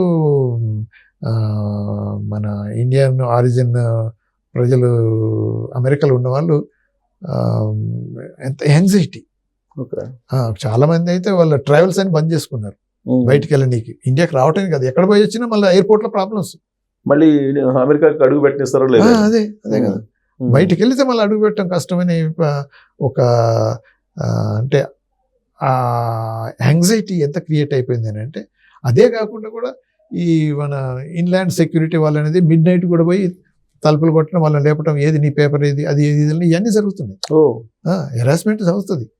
ఇండియన్స్ అంటే ఇక అది మొదలైపోతుంది. కొంతమంది ఉన్నారు టార్గెట్ చేసుకున్నారు. సో ఇవన్నీ దృష్టిలో పెట్టుకుని లార్జ్ డయాస్పోరా ఉన్నది కాబట్టి, బిగ్ ట్రేడ్ పార్ట్నర్ కాబట్టి, టెక్నాలజికల్లీ అడ్వాన్స్డ్ టెక్నాలజీ వాళ్ళకు ఉన్నది కాబట్టి మనం మొదటి నుంచి బ్యాలెన్స్గా ట్రై చేస్తున్నాం. సో కాకపోతే ఏంటంటే ఈ కాకస్ కొంతమంది ఏదైతే ఉన్నారో ట్రంప్ అసోసియేట్స్ వాళ్ళు యాంటీ ఇండియా స్టాండ్స్ అంటే పొజిషన్ తీసుకొని ఇలా చేసేస్తున్నారు. అదే కాకుండా ట్రంప్ పర్సనల్గా అఫ్కోర్స్ మనం ఒక్కోసారి కళ్ళు మూసుకోవాల్సి వస్తుంది. వాడు నాకు నోబెల్ ప్రైజ్ కావాలంటే వీడు పాకిస్తాన్ మంచిగా he played cards well, oh Trump deserves this ఏదండి. ఆ అమాస్ది ప్రాబ్లం కొంతవరకు సాల్వ్ అయిపోయి గాజాలో సీజ్ ఫైర్ వచ్చినప్పుడు ఓ Trump has done extremely whatever good work and he deserves Nobel prize. అది ఎప్పుడు వస్తుందో ఎప్పుడు పోతుందో నోబడీ నోస్. ఆల్రెడీ మొన్న అన్నాడు కదా, కష్టపడ్డాడు కదా, అది కాదు. ఎందుకంటే అంతకన్నా ముందే ఆయన స్వేరింగ్ ఇన్ సెరమనీ కాకముందే అది డిసైడ్ అయిపోతుంది. సో మళ్ళీ నెక్స్ట్ ఇయర్కు ఓకే, నెక్స్ట్ ఇయర్ ఇక ఇన్ని వార్లు మొదలు పెట్టినాడు, నేను పీస్ ప్రైజ్ తీసుకుంటా అంటే ఎవడు నమ్ముకుంటాడు? ఎందుకు సార్ దానికోసం చాలా అతను తపన పడుతున్నాడు. ఎందుకు, దేని దానివల్ల బెనిఫిట్ ఏంటి అతనికి ప్రత్యేకంగా? ఒబామాకి ఇచ్చిన తర్వాత నాకేం తక్కువ, అది కంపారిజన్. ఓకే, నేను అంతకంటే పెద్ద కదా, నాకు ఒబామాకి ఏంటి వాడికేంటి ఇవ్వటం, నల్లోడు వాడు నీగ్రోడు అంటే వాళ్ళ ఉంటది కదా. అదేలేండి. దాంతో ఆ ఈగోయిజం అనేది ఇంకా పెరిగిపోయి నా స్తోమతకు లేని వాళ్ళకి అందరికీ ఉంది కానీ నాకెందుకు రాలేదు అంతే తప్ప అదనపు వచ్చే బెనిఫిట్స్ కానీ ప్రోటోకాల్స్ కానీ ఏమి ఉండవు కదా. ఇక ప్రెసిడెంట్ ఆఫ్ అమెరికాకు ఉన్న ప్రోటోకాల్ మన ఎంతో మంది నోబెల్ లారియట్స్ నోబెల్ ప్రైజ్లలో ఉన్నారు. ఎక్కడుంది, ఏముంది అక్కడ? సో కేవలం ego satisfaction. Okay, Obama comparison అంటే ఓకే ఆయన ప్రెసిడెంట్ కదా, సో పర్టికులర్లీ మళ్ళా నల్లోడు కదా. సో వీళ్ళదంతా రేసిస్ట్ ఇవన్నీ మెంటాలిటీస్ ఉన్నవాళ్ళు. సో నాకేమి తక్కువ ఇమ్మీడియట్గా అంటే ఒక పెద్ద జోక్ వేసుకుంటారు చాలా మంది, అంటే డిస్కషన్లు అయినప్పుడు, ఎందుకు వచ్చిన బాధరా బాబు, వానికి ఇచ్చేస్తే పీడపోతాయి కదా. లేకపోతే ఈ నోబెల్ పీస్ ప్రైజ్ కమిటీ ఏదైతే కూర్చుంటుందో ఆ మీటింగ్ అరేంజ్ చేసినా కానీ అందరు కూర్చుంటారు, అందరినీ ఎయిర్ లిఫ్ట్ చేసి తీసుకుపోయి నాకు ఇవి ఇచ్చేసి ఇప్పుడు ఇచ్చిందాక మిమ్మల్ని వదిలిపెట్టిన అన్నా చేస్తాడు. అదే జరిగింది అప్పుడు మధురో చూస్తున్నాం కదా సార్. మధురో జరిగిన తర్వాత ఇండియా ప్రధానమంత్రిని చేస్తాడేమో అని కొందరు, లేదు రష్యా వచ్చేసి జలస్కిన్ చేస్తాడని ఇట్లా రకరకాలుగా వచ్చినాయి కదా. పైగా మన రాహుల్ గాంధీ వాళ్ళు కూడా ప్రధానమంత్రిని కిడ్నాప్ చేస్తారేమో అని జయరామ్ రమేష్ గారు ఇలాంటి వాళ్ళు కూడా కామెంట్ చేశారు. ఏంటి అది అసలు? ఇప్పుడు అంటే అన్నది ఏంటికంటే అది అంత సీరియస్నెస్ అన్నది కాదు.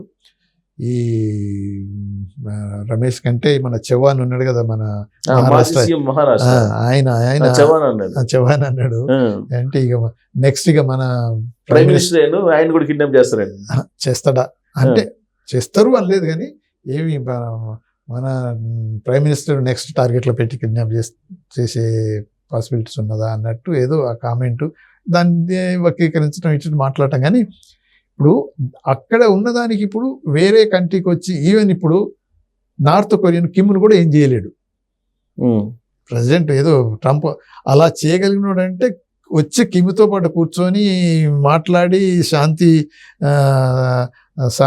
సామరస్యంగా ఉండాలని అది ఎన్నెన్నో మాట్లాడి పోయినాడు.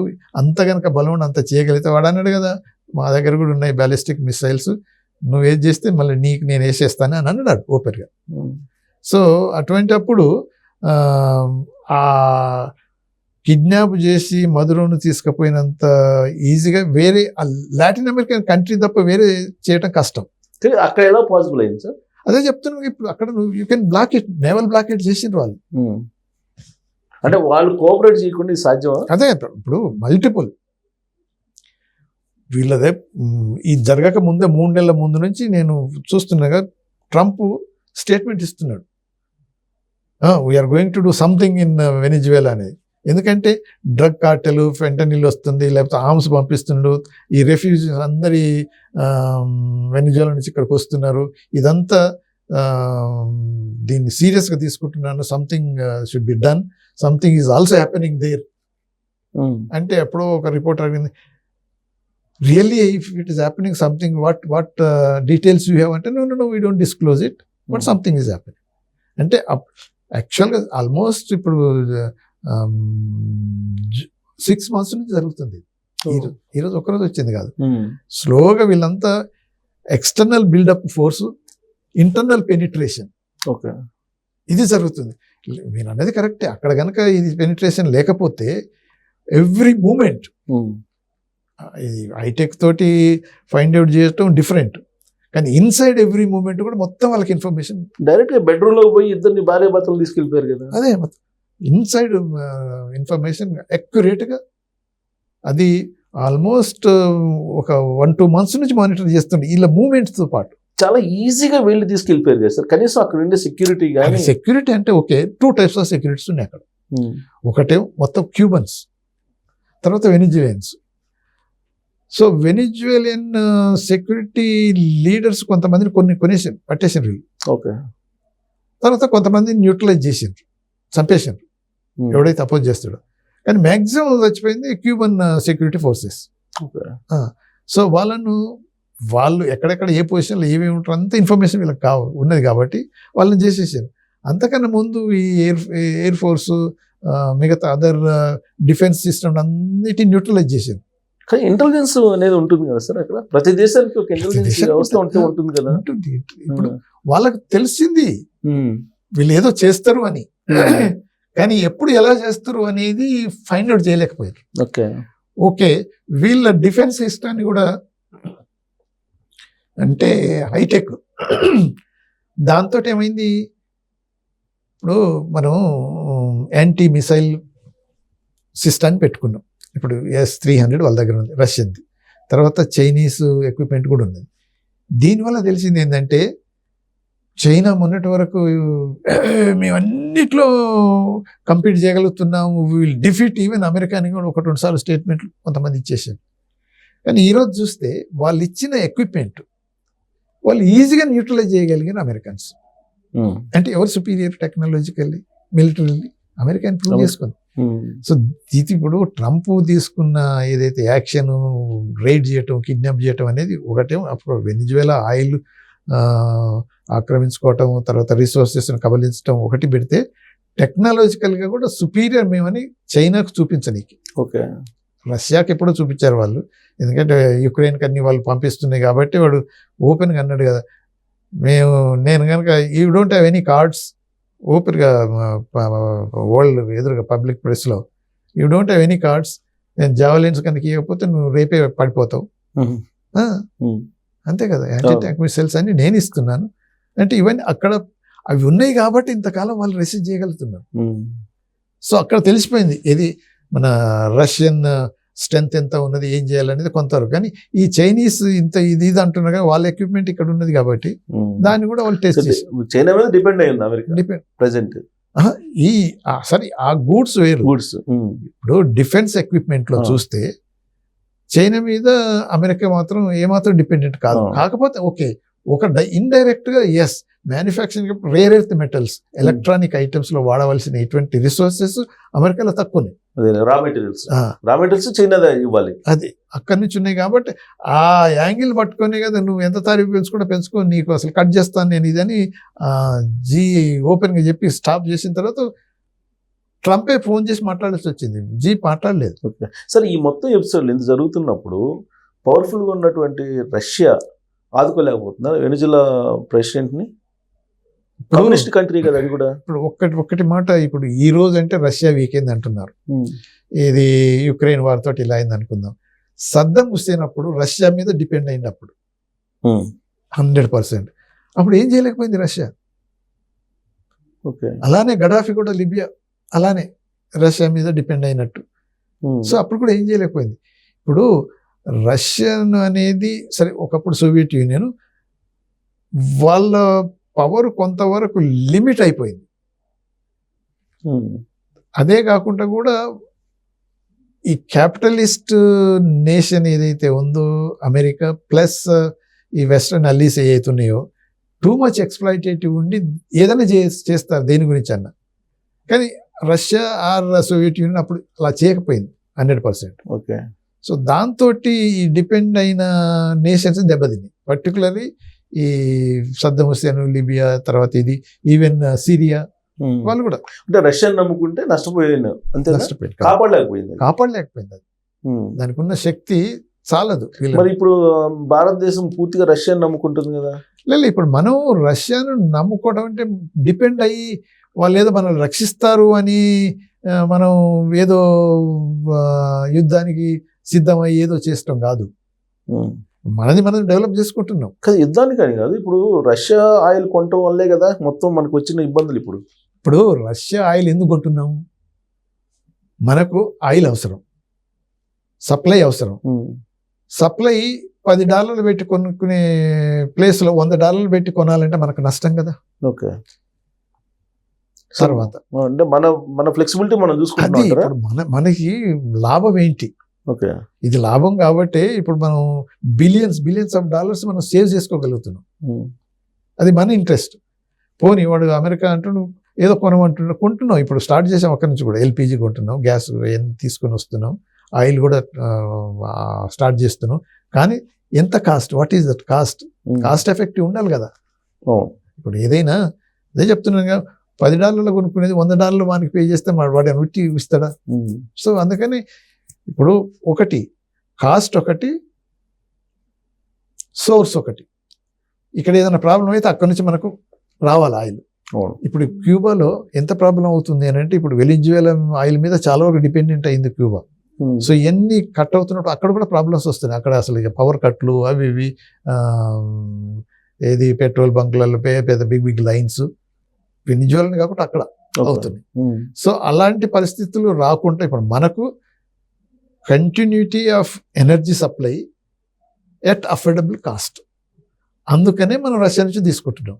అదే కాకుండా కూడా యాక్చువల్గా అమెరికన్స్ ఎప్పుడైనా కానీ వాళ్ళంతా అంటే ఒక్కరి బుద్ధి ఉంటుంది వాళ్ళకు. సో వాళ్ళకు ఏమవుతుందంటే ఎదుటి వానికి ఏమన్నా కానీ నాకు మాత్రం లాభం జరగాలి. అదే పద్ధతిలో వాళ్ళు ఎప్పుడు వెళ్తున్నారు కాబట్టి అప్పుడు ఏమన్నారంటే, okay you import oil from Russia, ఎందుకంటే మన వరల్డ్ మార్కెట్లో ఆయిల్ డెఫిషియన్సీ ఉండి ప్రైస్ రైజ్ అయిపోయి ఇన్ఫ్లేషన్ అయిపోయి కొన్ని కంట్రీస్ దెబ్బతింటాయి అన్నట్టు బిగినింగ్లో అగ్రీడ్. అమెరికన్స్ డిస్కషన్ ఎప్పుడైతుందో మన ఫారెన్ మినిస్టర్ ఓపెన్గా చెప్పాడు కదా చాలాసార్లు. మీ అడ్వైజ్కి అగెనిస్ట్గా పోలేదు, మీరే కదా అడ్వైజ్ చేసింది, okay you can buy it అని. అంటే యుక్రెయిన్ యుద్ధం తర్వాత కదా వాళ్ళు ఆంక్షలు పెడుతుంది. యుక్రెయిన్ యుద్ధం తర్వాత కూడా వాళ్ళు అన్నది ఓకే బిగినింగ్లో. సో దాని తర్వాత వాళ్ళు ప్లేట్ మార్చుకున్నారు. కానీ వాళ్ళు ఏదైతే రష్యా నుంచి దిగుమతి చేసుకుంటున్నారో, ఇప్పుడు యురేనియం అయినా, తర్వాత ఫెర్టిలైజర్స్ అయినా, various other rare earth metals అయినా అవి ఆపలేదు వాళ్ళు. ఇప్పుడు వాళ్ళ ఎకానమీకి అవసరం ఉన్నాయి, వాళ్ళు తీసుకుంటున్నారు. తర్వాత ఇప్పుడు టర్కీ ఉన్నది, తర్వాత జర్మనీకి ఇవన్నీ ఆయిల్ అండ్ గ్యాస్ పోతూనే ఉన్నాయి. కాకపోతే తగ్గిస్తూ వాళ్ళు ఏంటంటే ఓకే నెక్స్ట్ ఇంకా 3-4 months 6 months వాళ్ళు టైం పెట్టారు. దాని తర్వాత టోటల్గా బంద్ చేద్దామని అంటారు. అప్పటి వరకల్లా ఇది కనుక పీస్ అకార్డ్ ఏదో అయిపోతే మళ్ళీ నార్మల్గా సప్లై అయిపోతుంది. ఆ పరిస్థితి ఉందా సార్? రష్యా ఉక్రెయిన్ మధ్య వార్ ఆగిపోయే పరిస్థితులు ఉన్నాయా? అంటే వార్ ఆగిపోయే అవకాశాలు అయితే ఉన్నాయి. ఎందుకు అని అంటే ఇప్పటి వరకు మళ్ళీ ఇప్పుడు ట్రంప్ కనుక ప్లేట్ మార్చుకొని ఇంకేదైనా చేసి మళ్ళీ లేను మేమంతా ఆయుధాలు ఇస్తాం మీరు పోరాడని అని, యుక్రెయిన్ దానంతా రష్యాతో కొట్లాడుతుంది కాదు, అమెరికన్ యూరోపియన్ యుద్ధం యుక్రెయిన్ చేస్తున్నది. Simple as that. వాళ్ళకి ఎక్కడుంది అదంతా? ఏం లేదు. ఇప్పుడు వీళ్ళే కదా అన్నది నాటోలో మెంబర్షిప్స్ ఇస్తాం, నాటో ఫోర్సెస్ను యుక్రెయిన్ రష్యన్ బార్డర్లు పెడతాం. దానివల్లనే కదా పుటిన్ సీరియస్ యాక్షన్ తీసుకుని వీలు కాదు ఇవ్వడానికి వీల్లేదని. సో అందుకనే ఇప్పుడైతే ట్రంప్ ఏమన్నాడు, నాటోలో అసలు నాటో యూజ్లెస్ అవసరం లేదన్నాడు. మొన్నే అన్నాడు కదా, సేమ్ అమెరికా లేని నాటో అసలు ఏముంది యూజ్లెస్ అవసరం లేదు, జెలెన్స్కీ అవన్నీ మర్చిపోని అన్నాడు. దాని తర్వాత ఇప్పుడు ఎప్పుడైతే అప్పుడు జెలెన్స్కీ అమెరికన్ కంపెనీస్ వీళ్ళ రిసోర్సెస్ మినరల్స్ అవి ఎక్స్ప్లాయిట్ చేసి తీసుకుంటానికి ఒప్పుకోనని ఏదైతే అన్నాడు, అప్పుడు అమెరికా నుంచి వచ్చేసారు కదా వ్యతిరేకించి వచ్చేస్తే వార్నింగ్ ఇచ్చేసిండు. ఓకే అన్ని సప్లై చేసేది కట్ చేసేస్తాం, రేపు నువ్వు యూ విల్ బి అవుట్ అన్నాడు. సో దాంతో మళ్ళీ వాళ్ళు సాఫ్ట్ అయ్యి మళ్ళీ ఏదో అన్నాడు.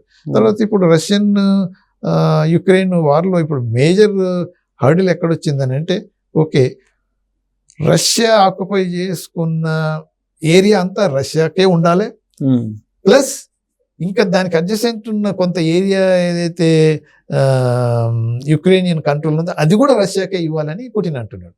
ఓకే. సో అది కొద్దిగా జస్టిఫైబుల్ కావట్లేదు. సో నువ్వు ఆక్రమించుకున్నా సరే మళ్ళీ మేము తీసుకోలేక, కానీ మా కంట్రోల్ ఉన్నది కూడా మళ్ళీ ఆ కంటిన్యూటీ కావాలి నాకు కానీ తీసుకోవటం అది బాగుండదు అనేది ఉంది. కానీ ఈ కొంత టైంలో పుటిన్ ఏం చేస్తాడంటే, ఈ మీరు అన్నారు కదా అదే వెనిజులాకి ఎందుకు రిస్క్లోకి రాలేదంటే, దాని వెనిజులా కంటే కాన్సన్ట్రేట్ చేసేది ఇప్పుడు యుక్రెయిన్ మీద కాన్సన్ట్రేట్ చేస్తాడు. అందుకని ఇమ్మీడియట్గా మన బొంబార్డ్మెంట్ ఎక్కువ స్టార్ట్ చేశాడు యుక్రెయిన్ మీద. ఓకే. ఏదైతే ఏరియా కావాలనుకుంటాడో అది బలవంతంగానైనా ఆక్రమించుకొని చూసుకుంటాడు. ఓకే. ఇదే ఛాన్స్ అని. దాని తర్వాత ఫైనల్ నెగోషియేషన్ అయిందనుకో రష్యా చేతుల్లోనే ఉంటుంది. Okay sir. ఇప్పుడు యూరోపియన్ కంట్రీస్ ఏమో ఉక్రెయిన్ రష్యా వార్ జరగాలని కోరుకుంటున్నాయి, ఇంకొక వైపు ఏమో ట్రంప్ వార్ని ఆపేయాలని ప్రయత్నం చేస్తున్నాడు. ఏంటది కాంట్రడిక్షన్? అంటే ఇప్పుడు ట్రంప్ చూసేది ఏంటంటే only American interest, okay, Europe గోలిమారు ఏదైతే మాకేముందన్నట్టు అది. తర్వాత యూరోపియన్స్ ఏంటంటే Russia is a threat, major threat. ఈరోజు యుక్రెయిన్ ఆకుంటే ఇప్పుడు తర్వాత చుట్టుపక్కల ఉన్న ఇప్పుడు పోలాండ్ కాంచి మొదలు పెడితే, పోలాండ్ ఒకప్పుడు ఇది వార్సా ప్యాక్ట్లో అదంతా ఇటువైపు ఉన్నది, కానీ సరే ఆఫ్టర్ డెవలప్మెంట్స్ సోవియట్ యూనియన్ డిస్గ్రేట్ అయితే చాలా మార్పులు వచ్చినాయి. సో ఈ అదర్ యూరోపియన్ కంట్రీస్కి ఏంటంటే మన నైబర్స్ ఎవరైతే ఉన్నారో రష్యాకు మేజర్ థ్రెట్గా వాళ్ళు ఫీల్ అవుతున్నారు. యుక్రెయిన్ కనుక ఇప్పుడు ఆక్రమించుకున్నట్టయితే నెక్స్ట్ మన వైపు కూడా వస్తారేమో.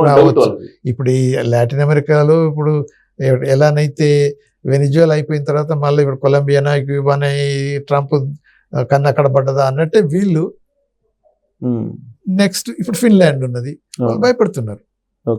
ఇప్పుడు ఇది వేరియస్ అంటే ఇటు రాకపోవచ్చు, ఎందుకంటే సిఏఎస్ కంట్రీస్ అండ్ సిఏఎస్ అంటే బ్రేక్ అవే ఉన్నాయి కదా. ఇప్పుడు అజర్బైజాన్ కూడా కొంతవరకు ఒకప్పుడు ఏదో కొద్దిగా ప్రాబ్లం అనిపించేసింది. సో ఈ చిన్న చిన్న ఏవైతే ఉన్నాయో వాళ్ళకు కూడా భయం పుచ్చుకుంది, రేపు ఎవరిని తీసుకుంటాడని. ఇక పోలాండ్ అయితే చాలా భయంతో, ఎందుకంటే వాళ్ళు అప్పటికే కంప్లైంట్ చేశారు ఏంటంటే ఎయిర్ స్పేస్ ను వైలేట్ చేస్తుంది రష్యా అనేది కంప్లైంట్ చేస్తుంది. అదే ఇటువంటి చిన్న చిన్న కంట్రీస్, చిన్న పెద్ద నైబరింగ్ కంట్రీస్, పెద్ద కంట్రీ చూసిన తర్వాత ట్రంప్ ఇప్పుడు ట్రంప్ గ్రీన్లాండ్ మీద సైనిక చర్యకి పాల్పడే అవకాశం ఉందా, లేదంటే ఇప్పుడు కొద్దిసేపటికి ఆయన అనౌన్స్ ఏం చేశారు అంటే $1,00,000 నుంచి $5,00,000 అక్కడ ఉన్నటువంటి పీపుల్కి ఇస్తామని చెప్పి అనౌన్స్ చేశారు. అలా తన వైపు తిప్పుకునే అవకాశం ఉందా, లేదంటే సైనిక చర్య జరుగుతుంది? ఇప్పుడు అదే ట్రంప్ మల్టిపుల్ స్ట్రాటజీస్ పెట్టేసిండు, ఎలా అయినా గ్రీన్లాండ్స్ ఆక్రమించుకోవాలి, గ్రీన్లాండ్స్ అమెరికా చేతిలోనే ఉండాలి అనేది మాత్రం డిసైడ్ చేసుకున్నాడు. అయితే అది సాధించనీకి లీస్ట్ రెసిస్టెన్స్ ఉంటే బాగుంటుంది అనేది ఒక ఆలోచన. బలవంతంగా తీసుకుంటానని అన్నాడు, ఆక్యుపై చేసేస్తామని. కానీ దాన్ని పర్యవసానం ఎలా ఉంటుందో బాగుండదు అన్నట్టు. ఎందుకంటే ఇప్పుడు డెన్మార్క్ అది నాటో కంట్రీ, నాటో వల్ల ఒప్పంద ప్రకారం ఏంటి, ఒకవేళ దానికి మీద కనుక అటాక్ చేసింది అనుకోండి, అంత మొత్తం నాటో మీద అటాక్ చేసినట్టే ట్రీట్ చేసి మిగతా వాళ్ళంతా సపోర్ట్ చేయాలి. అయితే యూరోప్లో కూడా ఆల్మోస్ట్ స్ప్లిట్ అయిపోతుంది. ఫోర్సిబుల్గా ఆక్యుపై చేసి సైనిక చర్య తీసుకుంటే స్ప్లిట్ అయిపోతుంది. అంటే కొన్ని ప్రో ఉంటాయి, కొన్ని అగ్నెస్ట్ ఉంటాయి. పర్టికులర్లీ ఇప్పుడు ఫ్రాన్స్ అయితే ఇప్పుడు ఈవెన్ వెనిజులా దాని మీద కూడా అపోజ్ చేసింది, సీరియస్గా ఖండించలేదు వీళ్ళ లెక్క, కానీ రాంగ్ అని చెప్పేసినారు మాకు. సో అటువంటి అప్పుడు ఏమంటే మళ్ళీ కొద్దిగా చాలా వరకు ప్రాబ్లమేటిక్ అవుతుందేమో, అంత కాకుండా ఇటువంటి. కానీ డెన్మార్క్ ప్రెసిడెంట్ ఏదో సీరియస్ వార్నింగ్ ఇచ్చినట్టున్నాడు సార్, వస్తే కాల్ చేస్తామని. అంటే అదే ఇప్పుడు కాల్ చేయండి అని చెప్పి గ్రీన్లాండ్ వాళ్ళకి సపోర్ట్ చేసినట్టున్నాడు. అదే అంటే ఇప్పుడు ఒకవేళ అటువంటి చర్య మీరు అన్నారు కదా, బై ఫోర్స్ వెనిజువేలా మీద జరిగితే మీరు ఊరుకోవద్దు, విల్ ఫైట్ అన్నట్టు ఓపెన్ స్టేట్మెంట్ అయితే పర్మిషన్ అవసరం లేదు, మీరు డైరెక్ట్ గా అటాక్ చేయండి అని చెప్పి చెప్పినట్టున్నారు. అదే అంటే ఇప్పుడు వీఆర్ ప్రిపేర్డ్ ఫర్ ఇట్ అని అంటూనే ఉన్నారు. గ్రీన్లాండ్ ప్రైమ్ మినిస్టర్ అయినా కానీ, ఇక్కడ డెన్మార్క్ వాళ్ళైనా కానీ ఓపెన్లీ దే సెడ్, ఒకవేళ మిలిటరీ యాక్షన్ తీసుకొని బై ఫోర్స్ ఆక్రమించుకోవాలనుకుంటే విల్ రిటాలియేట్, విల్ రెస్పాండ్ అనేది చెప్తూనే ఉన్నారు. సో అందుకనే ఇప్పుడు మీరు అన్నారు కదా, డాలర్లు ఏముంది ఇప్పుడు, వాడు ఎన్నైనా గుద్దుకోవచ్చు, అదే వచ్చింది ఇప్పుడు. ఇప్పుడు వరల్డ్ రిజర్వ్ కరెన్సీ కాబట్టి మనం ఎక్కువ ప్రింట్ చేసుకున్నాం అనుకోండి, మనం వాల్యూ పడిపోతుంది రూపీ, అందుకని పడిపోయింది కదా. కానీ వానికి అని కాదు కదా, డాలర్ ఎప్పటికీ అలానే ఉంటుంది reserve currency. So 30 trillion debt తోటి అమెరికా డాలర్ అంత స్ట్రాంగ్ ఉన్నదంటే అదే వరల్డ్ వార్ 2 తర్వాత వాళ్ళకి ఇచ్చిన ఆధిపత్యం. ఒకప్పుడు పౌండ్ ఎంతో పవర్ఫుల్ ఉండేది కదా, ఆ స్టేజ్ నుంచి వరల్డ్ వార్ 2లో ఎప్పుడైతే యునైటెడ్ కింగ్డమ్, బ్రిటన్ ఎప్పుడైతే డౌన్ అయిపోయిందో థింగ్స్ చేంజ్ అయిపోయినాయి, అమెరికా చేతిలో పోయింది, తర్వాత డాలర్ అవుతుంది. అయితే కొంత పీరియడ్ తర్వాత ఇప్పటికీ 50% వరల్డ్ రిజర్వ్ కరెన్సీ డాలర్లో లేదు, తగ్గిపోయింది. ఇప్పుడు అదే కదా అంటుంది, డాలర్ లో మీరు చేయండి బిజినెస్. ఇప్పుడు అదే ఫైనల్ గా వచ్చేది ఏంటంటే, ఇప్పుడు ట్రంప్ అమెరికన్ సైక్ అయినా పెట్రో డాలర్ మీదనే ఇంతకాలం పనిచేసింది. ఓకే, ఈ పెట్రోల్, ఈ ఆయిల్ ఏదంత ఉందో మొత్తం అమ్మకం కొనటం అనేది డాలర్లలోనే జరగాలి, ఇంటర్నేషనల్ ఎక్కడైనా కానీ. అందుకని సౌదీస్ చాలా వరకు అప్పుడు కన్విన్స్ చేసి సౌదీ అరేబియా మొత్తం ఈ పెట్రో డాలర్తో అక్కడే అయింది. కానీ ఇప్పుడు ఏమవుతుందంటే, ఈ వెనిజువేలాకు, ఇప్పుడు రష్యాకైనా వెనిజువేలాకు, చైనాకైనా ఇది డాలర్లో జరగట్లేదు, అంటే బైలేటరల్ జరుగుతుంది. యుఎన్లోనైనా రూబుల్లోనైనా అదే జరుగుతున్నది. మిగతా కంట్రీస్ కూడా డాలర్ కాకుండా బైలేటరల్ వాళ్ళ కరెన్సీలోనే చేంజ్ చేస్తున్నారు. అది జరగకూడదు, అది చాలా నష్టం అవుతుందని, అది main. Oil plus dollar, petro dollar crisis కాకూడదు, ఆ డామినేషన్ ఎప్పటికి ఉండాలి. సో ఇది ఒక ఎగ్జాంపుల్, ఇమీడియట్ గా ఈజియెస్ట్ టార్గెట్ కాబట్టి దీన్ని చేసేసాడు. సో అప్పుడు ఈవెన్ సద్దాం హుస్సేన్ కూడా అప్పుడు ప్రయత్నం చేసిందంటే డాలర్ ప్రాధిక్యత తగ్గించాలి అనుకున్నప్పుడు వాడిని లేపేసారు. సో అది ఇప్పుడు బ్రిక్స్ నుంచి బయట రమ్మంటున్నాడు అందరినీ. బ్రిక్స్ లో ఉన్న కంట్రీస్ అన్నిటి మీద ఆంక్షలు పెడతాను అంటున్నాడు. ఇప్పుడు బ్రిక్స్ ఉంటుందా, అది కూడా స్ప్లిట్ అయిపోతుందా? బ్రిక్స్ ఉంటుంది, ఇంకా స్ట్రాంగ్ అవుతుంది. ఎస్, ఎందుకంటే ఇప్పుడు ట్రంప్ తీసుకున్న చర్యల వల్ల న్యూట్రల్గా ఆలోచించే వాళ్ళని కూడా అపోనెంట్గా తయారు చేసుకుంటున్నాడు.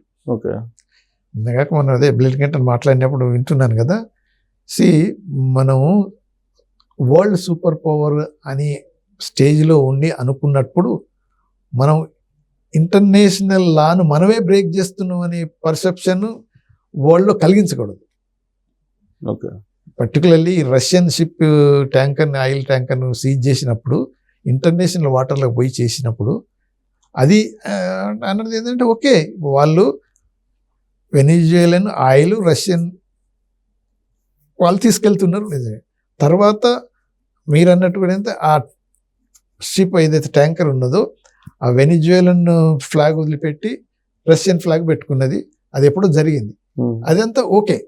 అయినా కానీ ఇంటర్నేషనల్ వాటర్లో రష్యన్ రిజిస్టర్డ్ షిప్ మీరు సీజ్ చేయటం అనేది అది ఇంటర్నేషనల్ లాకి అగెనిస్ట్. ఓకే, సో అలా జరగకుండా చూసుకోవాలి, బాధ్యత ఉంటుంది. ఇప్పుడు ఇలాంటి ఇంటర్నేషనల్ ఇష్యూస్ వచ్చినప్పుడు ఎవరు ట్యాకిల్ చేసి ఎవరు దీనికి సార్ట్అవుట్ చేయాలి సార్? మంచి ప్రశ్న వేశారు సుబ్బారావు గారు. వరల్డ్ వార్ 2 తర్వాత ఇటువంటి ఇంటర్నేషనల్ క్రైసిస్ ప్రివెంట్ చేయనీకి, ఒకవేళ జరిగితే సాల్వ్ చేయనీకి, ఒక విధమైన సమాధానం చేకూర్చుకోనికి యునైటెడ్ నేషన్స్ ఏర్పడ్డది. ఏదైనా ఇష్యూ దాంట్లో యునైటెడ్ నేషన్స్లో జనరల్ అసెంబ్లీని అన్ని కంట్రీస్ మెంబర్స్ పెట్టి, తర్వాత యుఎన్ఎస్సి సెక్యూరిటీ కౌన్సిల్ పెట్టారు. ఆ సెక్యూరిటీ కౌన్సిల్ అన్ఫార్చునేట్గా ఈ 5 పవర్స్ ఏవైతున్నాయో పర్మనెంట్ 5 అని పెట్టుకొని అబ్సల్యూట్ పవర్స్, వీటో పవర్స్ పెట్టుకున్నారు. 5 అమెరికా, రష్యా, ఫ్రాన్స్, తర్వాత చైనా,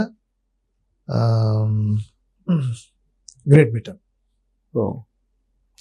అంటే 3 ఫ్రాన్స్, గ్రేట్ బ్రిటన్, బ్రిటిష్ వాళ్ళు అక్కడ ఉన్నాయి. తర్వాత ఇప్పుడు అమెరికా 3 ఉన్నారు, చైనా, రష్యా ఇక్కడ ఉన్నారు. ఈ 5 పర్మనెంట్ 5 వీటో పవర్స్ ఉన్నాయి. నార్మల్గానైతే ఈ వీటో పవర్ లేకుండా ఉంటే మెజారిటీతో డిసైడ్ చేయాలంటే ఇవి ఎఫెక్టివ్ ఉండు ఆ యుఎన్ ఆర్గనైజేషన్. ఓకే. ఇండియా యుఎన్ఎస్సిలో అంటే సెక్యూరిటీ కౌన్సిల్ మెంబర్ కావాలని ఎప్పటి నుంచో ప్రయత్నం చేస్తూ అందరూ అంటాం ఇండియా లేకుండా అసలు సెక్యూరిటీ కౌన్సిల్ నడవటం ఏంటి, వరల్డ్లో శాంతి ఎలా వస్తుంది అంటున్నారు. కానీ ఈ 5 అందరు ఒప్పుకున్నట్టే అనుకుంటే ఎక్సెప్ట్ చైనా ఎలాగా అపోజ్ చేస్తుంది, మిగతా 4 ఒప్పుకున్నట్టే ఒప్పుకుంటున్నారు కానీ మళ్ళీ అది రావట్లేదు. సో ఈ సెక్యూరిటీ కౌన్సిల్ డిసైడ్ చేస్తుంది ఓకే ఈ వార్ సిచ్యువేషన్, తర్వాత ఏది పీస్ అకార్డ్స్ ఏదైనా చేసినా శాంక్షన్స్ ఏదైనా పెట్టాలన్నా ఆ security council UN general assembly కూడా ఒకసారి డిసైడ్ చేస్తుంది. ఇప్పుడు ఆ సెక్యూరిటీ కౌన్సిల్లోనే ఇప్పుడు ఆ దేశాల మధ్యలో కదా వచ్చింది ఇష్యూ. ఇప్పుడు అదే కదా, అందుకని ఇప్పుడు అమెరికాకి అగెనిస్ట్గా సెక్యూరిటీ కౌన్సిల్ మీటింగ్ అయింది నేను కాక మొన్న, కండెమ్ చేసిండ్రు. ఓకే. కానీ అమెరికా దాన్ని వీటో చేసేసింది. వీటో పవర్స్ ఉన్నాయి కదా. అంతే కదా. ఓకే. అమెరికాకి అగెనిస్ట్ ఈవెన్ ఇది ఫ్రాన్స్, ఇంగ్లాండ్, బ్రిటిష్ వాళ్ళు కూడా ఇది జరగకూడదు, ఇలా చేయకూడదు, రిస్ట్రైన్ అని మొదలుపెట్టిన any crisis should be resolved అంటే డైలాగ్ తోటి డిప్లొమసీతో చేసుకోవాలి. కానీ ఇటువంటి రైడ్స్ అటాక్లు జరగకూడదని వాళ్ళు కూడా అంటున్నారు. కానీ ఎవడు వింటాడు? అమెరికన్ ఆ రిజల్యూషన్ ఏ పాటించే అవసరం లేదు. మధురో ఇది డ్రగ్ లార్డు, ఇంటర్నేషనల్ క్రిమినల్, అది అని వాళ్ళు అంటుంటారు. అది అంటే ఏమంటారు, ఎఫెక్టివ్గా ఉండవలసిన ఒక ఆర్గనైజేషన్ ఇన్ఎఫెక్టివ్ అయిపోయింది. ఎందుకంటే ఈ సిస్టమ్ ఏదైతుందో వీటో సిస్టమ్ పెట్టుకొని ఎవడైనా తనకు అగెనిస్ట్ గా ఓకే అని ఒప్పుకుంటాడు, ఒప్పుకోరు. ఆ 5 కంట్రీస్ ఎవరి క్వాలిటీ వీటో ఉండే నేనే కరెక్ట్ అంటారు కదా. అందుకని అది ఎఫెక్టివ్గా పనిచేయలేకపోతుంది. కానీ ఒక్కోసారి అంటే ఇప్పుడు ఏది ఇరాక్ వార్ జరిగినప్పుడు అన్ని డిస్కషన్స్ అది అమెరికన్ ఎగనెస్ట్గా అప్పుడు రష్యా కొన్ని అబ్జెక్షన్స్ పెట్టినా ఏదో దాన్ని ఏదో చేసి మోడిఫై చేసి చివరికి ఇది అంటే ఎఫెక్టివ్ ఒక రిజల్యూషన్ లెక్క అది పాస్ చేసుకొని వాళ్ళు అమెరికన్ చేయగలిగారు. ఇప్పుడు మాత్రం అమెరికా డైరెక్ట్గా ఏదైతే ఇది చేసిందో దీనికి మాత్రం అది యుఎన్ సెక్యూరిటీ కౌన్సిల్ ఆథరైజేషన్ ఇవ్వట్లేదు. కానీ ఎఫెక్టివ్గా పనిచేయలేకపోతుంది. సార్ ఇక్కడ ట్రంప్ పర్సనల్గా పుతిన్ తోటి బాగుంటాడు, పర్సనల్గా నరేంద్ర మోడీ గారితో బాగుంటాడు. మరి ఈ రిలేషన్స్ ఏంటి? అదే కదా ఇప్పుడు అనేది. Modi is my friend, is a nice man, is a tough guy, అది అంటాడు. మళ్ళీ again I'm not happy with him, you should make me happy అంటాడు. బట్ ఒకటి ఆ పర్సనల్ ఇష్యూస్ ఒకటి, but as a country Russian American relations ఒక విధంగా ఉంటాయి, ఇండో అమెరికన్ రిలేషన్స్ ఒక విధంగా ఉంటాయి. అంటే ఈ అమెరికన్ ఇంట్రెస్ట్ ఎక్కడైనా ఆయనకు ఒక కోటరీ ఉంటాయి, గ్రూప్, వాళ్ళు ఈయనకు అడ్వైజ్ చేస్తారు. కానీ ఓకే వైస్ ప్రెసిడెంట్ అయితే అడ్వైజ్ వినొచ్చు వినకపోవచ్చు, కానీ ఈడు అది కాదు కదా. ఇప్పుడు వాడు గ్రహం ఉన్నాడు, నిన్న కాక మొన్ననే ఇది మాతో ఎయిర్ ఫోర్స్ నెంబర్ 1 ఫ్లైట్లో ఇంటర్వ్యూ ఇస్తున్నాడు, వాడు పక్కకే ఉన్నాడు. We are going to introduce 500% tariff on countries doing business with Russia అని ఎవరు అడిగారు? ఇండియా అంటే ఎస్ ఇండియా ఆల్సో అనేసి ఉన్నాడు. సో ఇప్పుడు ఇప్పుడు ఈ మూమెంట్లో అది ఒక రిజల్యూషన్ పాస్ చేస్తున్నారు, కాంగ్రెస్లో ఇంట్రడ్యూస్ చేస్తున్నాడు బిల్లు. అది కనుక పాస్ చేసి ఇప్పుడు ట్రంప్ సంతకం చేస్తాడు, చేస్తే మనకి 5% వేసేస్తాడు. వేసినా కానీ ఇప్పుడు ఒకటి మనకు ఆల్రెడీ 50% ఇంక్రీజ్ చేయటం వల్ల మన వరల్డ్ ట్రేడు లేకపోతే ఫారిన్ కరెన్సీ ఇవన్నీ దెబ్బతింటే అనుకుంటున్నా ఏం కాలేదు మనకు. వాణిజ్య లాభమే ఉందంట కదా అమెరికాకి ఇండియాకి మధ్యలో, వాణిజ్య లోటేం లేదంట. వాణిజ్యం లోటేం లేదు, మనకి ఎప్పుడు సర్ప్లస్నే ఉన్నది. యాక్చువల్గా మనకు 45 బిలియన్ వర్త్ 50 బిలియన్ వర్త్ మనకే లాభంలో ఉన్నది. అదే చైనాకు చూసుకుంటే 100 బిలియన్స్ చైనాకు ప్లస్లో ఉంది. అలా దానికి దీనికి కంపారిజన్ లేదు. కానీ ఇప్పుడు ఏంటి అంటే రష్యా తోటి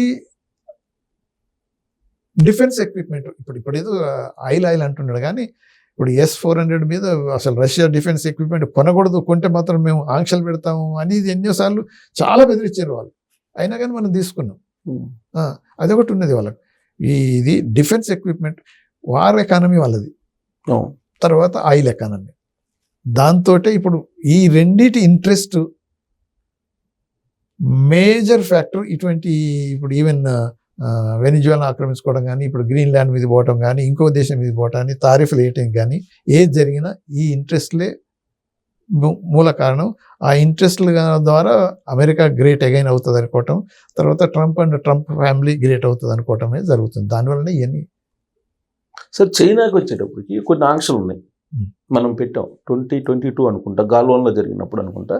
ఇప్పుడు ఆ ఆంక్షల్ని సడలించాలి, రిలాక్సేషన్ చేయాలని ఏదో ప్రయత్నం చేస్తుంది సెంట్రల్ గవర్నమెంట్ అంటున్నారు. అది ఎందుకు చేస్తున్నారు? దానికి అంటే అమెరికాని ఏమన్నా థ్రెట్ ఇవ్వటానిక?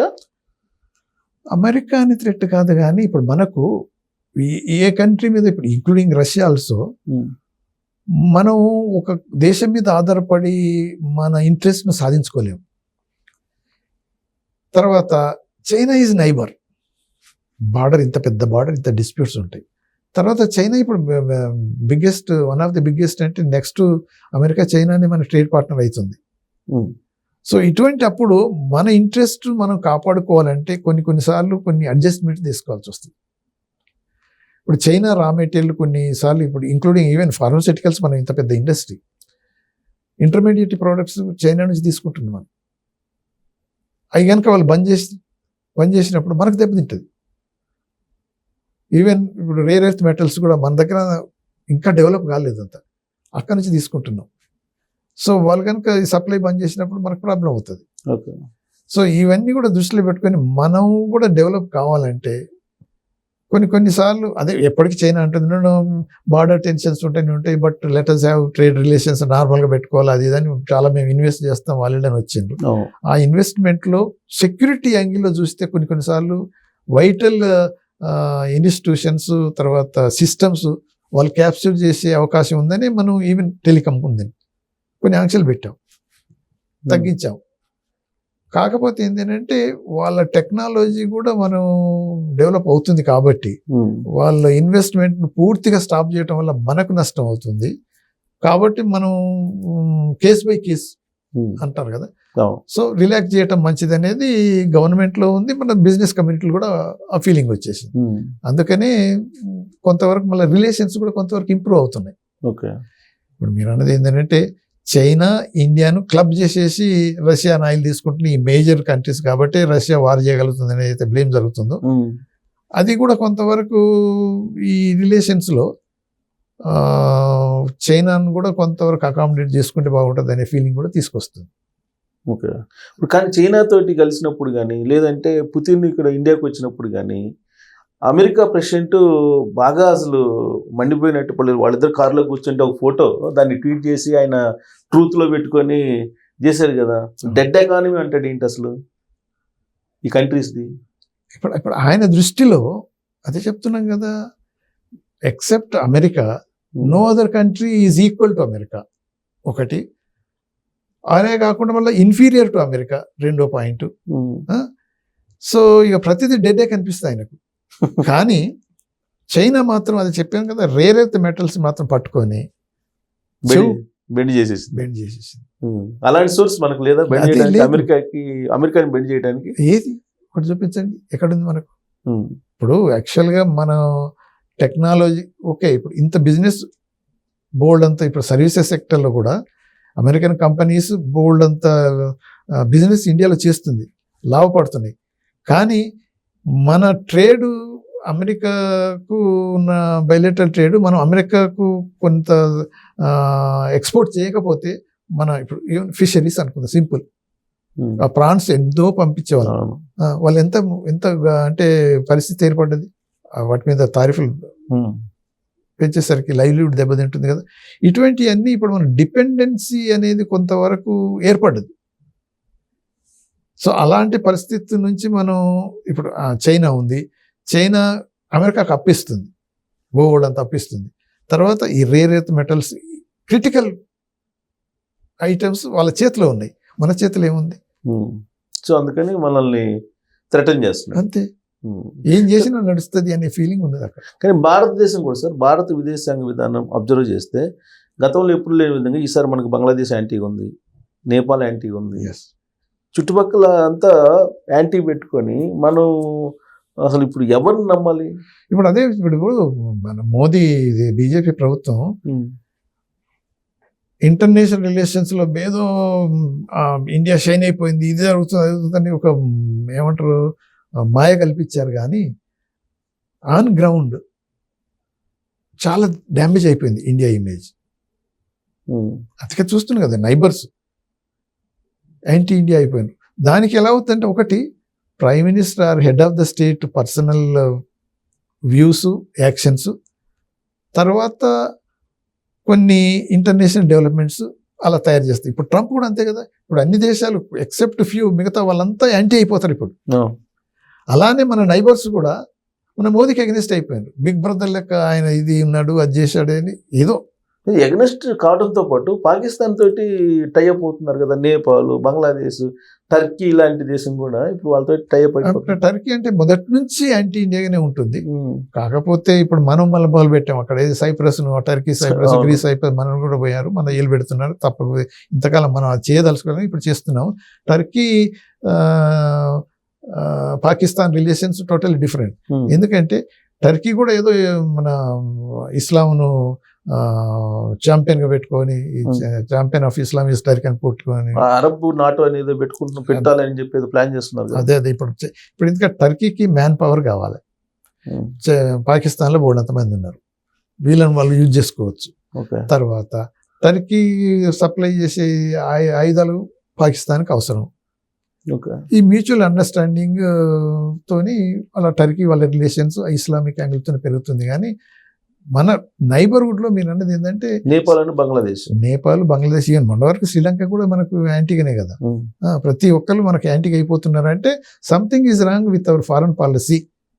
పర్టికులర్ గా ఇప్పుడు బీజేపీ గవర్నమెంట్ వచ్చిన తర్వాత ఇలా టర్న్ అయిపోతుంది. సో దానికి కోర్స్ కరెక్షన్ అయితే అవసరం. ఎక్కడ సార్, ఎక్కడ ల్యాప్సెస్ కనపడుతుంది? మీకు సుదీర్ఘమైన అనుభవం ఉంది దౌత్యవేత్తగా, ల్యాప్సెస్ ఎక్కడ కనిపిస్తుంది? ల్యాప్సెస్ అంటే ఒకటి బిగ్ బ్రదర్ యాటిట్యూడ్ అనేది మోదీ ప్రైమ్ మినిస్టర్ చూపిస్తున్నాడు అనేది వాళ్ళకి వచ్చేసింది ఫీలింగ్. తర్వాత ఈ హిందూయిజం అనేది టూ మచ్ అనేది అదొక యాంగిల్ పెట్టుకోవటం. పోనీ అది ఒక యాంగిల్ పెట్టుకున్నా కానీ నైబర్ ఇప్పుడు హిందూయిజం అంటే ఇప్పుడు నేపాల్ పక్క హిందూయే కదా, అయినా కానీ ఏంటి ఎందుకు అవుతుంది? అదే ప్రజెండా వాళ్ళంతా వచ్చిపోయినారు, మనం ఇండియాకి వచ్చిపోయారు, కానీ వాళ్ళకి ఇచ్చిన ట్రీట్మెంట్ ఎలా ఉంది? మనం ఒక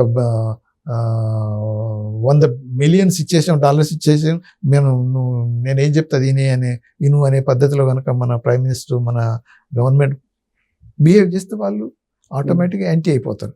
ఇంత ఎక్స్ప్లాయిట్ చేసిన చైనా అందరిని ఎక్స్ప్లాయిట్ చేస్తుంది, ఇంక్లూడింగ్ నేపాల్, బంగ్లాదేశ్, ఎవరినైనా ఎక్స్ప్లాయిట్ చేస్తుంది. అయినా కానీ మళ్ళీ వాళ్ళ మాట వింటున్నారు అని అంటే మన యాటిట్యూడ్, మన రిలేషన్ సరిగా లేదన్నట్టే. అంతకుముందు మాత్రం చాలా బాగున్నారు వీళ్ళు. స్లోగా మోదీ వచ్చినప్పుడు ఒకే బాగానే అంత అనుకోరు, కానీ దాని తర్వాత మొత్తం చేంజ్ అయిపోయి యాంటీగా తయారవుతుంది. మన చుట్టుపక్కల కంట్రీస్ బాగాలేవు. ఇస్లామిక్ కంట్రీస్ ఏమో వాళ్ళు అరబ్ నాటో అంటున్నారు, వాళ్ళేమో ఆల్రెడీ నాటో ఉంది. ఇప్పుడు ఒకవేళ కంట్రీ 2 భాగాలకు విడిపోయింది అనుకోండి, మనం ఎటుండాలి? మనం మొదటి నుంచి కంట్రీ అంటున్నా వరల్డ్ కనుక ఇప్పుడైతే డివైడ్ అయిపోయి 2 గ్రూప్స్గా పోయినప్పుడు మనం మొదటి నుంచి కూడా అదే అంటాం, నాన్ అలైన్మెంట్ అనే పద్ధతి ఏదైతే ఉందో, ఈ గ్రూప్ కాదు ఆ గ్రూప్ కాదు, మేము ఎక్కడ ఉండము, ఇండిపెండెంట్ పాలసీ మాది అని మొదలు పెట్టుకుంటున్నాం. అలానే ఉంటాం. అందుకనే కదా బోత్ సైడ్స్ నుంచి మంచి రిలేషన్స్ ఉండాలని అమెరికా తోటి మంచి రిలేషన్తో ఉంటున్నాం, రష్యా తోటి కూడా మంచి రిలేషన్స్ ఉంటున్నాం. సో ఇప్పుడు మనం ఒక గ్రూప్లో చేరి, మీరు అన్నారు కదా ఎందుకు సైలెంట్గా ఉన్నది, అమెరికాను ఎందుకు క్రిటిసైజ్ చేయలేదు, కండెమ్ చేయలేదు అంటే, చేయటం వల్ల మనకు నష్టం. ఇప్పుడు ఏ కంట్రీ అయినా డిప్లొమసీ ఎలా ఉంటుంది అంటే కంట్రీస్ ఇంట్రెస్ట్ ఇంపార్టెంట్. అందుకని ఒక సింపుల్ మాట చెప్తానంటే, in diplomacy there are no permanent friends, there are no permanent foes or enemies. So national interest is permanent. So దాన్ని మనం ఎలా సాధించుకోవాలి? ఇప్పుడు వాడు మునీరు సరిగా జనరల్ ఏదో ముల్లా లెక్క ఉంటాడు కదా, వాడు ఎంత డిప్లొమాటిక్ గా చేసి 2 కంట్రీస్ చైనాను అమెరికాను ఇద్దరిని బ్యాలెన్స్ చేసుకుంటున్నాడు. అవి 2 మళ్ళా క్వైట్ ఆపోజిట్. చూడండి, వార్ టైంలో అంటే ఇప్పుడు మన ఆపరేషన్ సింధూర్ టైంలో అమెరికా వానికి హెల్ప్ చేసింది, చైనా వాళ్ళకు ఆయుధాలే ఇచ్చేసింది, ఇంటెలిజెన్స్ అంతా ఇచ్చేసింది అని అంటే అది చాకచక్యంతో. సరే వాడు ఏం చేసినప్పుడు హుజూర్ అని సలాం కొట్టి ట్రంప్ వెంటబడి వాళ్ళ వ్యాన్స్ వైస్ ప్రెసిడెంట్ వెంటబడి ఎన్ని చేసినా అది మిలిటరీ స్ట్రెంత్ కాబట్టి ఇక్కడ వైపు నుంచి మిలిటరీ స్ట్రెంత్ ఉంది కాబట్టి ఒకవేళ అతను సేవ్ కోసం అతను చేసుకున్నాడు ఏదో ఒక చేసిండు కానీ వాని కంట్రీ ఇంట్రెస్ట్ మాత్రం కాపాడుకోగలిగాడు. సో మనం కూడా ఫర్ ఎగ్జాంపుల్ అదే చెప్తున్నాం కదా, ట్రంప్ వాడు కావాలి నోబెల్ ప్రైజ్ కానీ ఇంత కష్టపడుతున్నప్పుడు సరే మొదటిసారి ఏదో ఈ ఆపరేషన్ సింధూర్లో నేనే ఇంటర్వ్యూని వరల్డ్ వార్ ఆపాను అంటే న్యూక్లియర్ వార్ ఆపాను అది చెప్పిన అది బోకస్ అనుకోండి. కానీ ఇజ్రాయెల్ హమాస్ దగ్గర జరిగినప్పుడు అప్పుడు we missed a point. Okay, అప్పుడు ఏమైతే Trump is great, actually achieved peace in the Middle East and then సంవత్సరాల తరబడి వాడంటారు వేల సంవత్సరాలు, వాడికి ఎంత బుర్ర తక్కువ కానీ ఎవడైనా కానీ ఓకే, ఇంత లాంగ్ పెండింగ్ ఇష్యూను ట్రంప్ సాల్వ్ చేయడానికి ప్రయత్నం చేసినప్పుడు సక్సీడ్ అయ్యాడు అంటే ఖుషి అయిపోయాడు. అది మనం చేయలేదు, అందుకే నన్ను సంతోష పెట్టలేదు అన్నాడు అంతే. యాక్చువల్ ఓపెన్ గా అన్నాడు. ఇక అంత ఓపెన్ గా అంటే you should make me happy అన్నాడు. అంటే ఏమంటాం అంటే కొన్నిసార్లు మనం మిస్ అవుతున్నాం, దానివల్ల మనకు నష్టమే ఉండదు, వాని ఈగో సాటిస్ఫై అది. సో అక్కడ దెబ్బతింటుంది. సార్ మీరు ఆస్ట్రాడామస్ తర్వాత ఈ బాబా వంగ నమ్ముతారా? సరిగా కొంతమంది ఎలా ఉంటారు అని అంటే యూ కెన్ ప్రొఫెస్ ఎనీథింగ్. అదేమవుతుంది, ఒక రాయేసి తలిగింది అనుకో టేక్ క్రెడిట్, మిస్ అయింది అనుకో ఏమో జరిగిపోయిందంట. అంటే బాబా వంగ ఆస్ట్రాడామస్ చెప్పిన వరల్డ్ ట్రేడ్ సెంటర్ మీద దాడి జరగటం ఇవన్నీ కరెక్ట్ అయినాయి, 2026లో ఖచ్చితంగా వాళ్ళు చెప్పిన దాని ప్రకారం వరల్డ్ వార్ రాబోతుంది అనేది మొత్తం సోషల్ మీడియా నుంచి బొమ్మాడి చేస్తుంది. కానీ నేను అవన్నీ నమ్మను. కాకపోతే ఏంటంటే ఒక్కోసారి ఈ డెవలప్మెంట్స్ను అనలైజ్ చేసి ఫోర్కాస్ట్ చేసి అంటే శక్తి ఆర్ జ్ఞానం ఆర్ నాలెడ్జ్ వాట్ ఎవర్ ఉంటుంది కొంతమందికి ఉంటుంది, కానీ అన్నిసార్లు అవి అలా సక్సెస్ కాదు.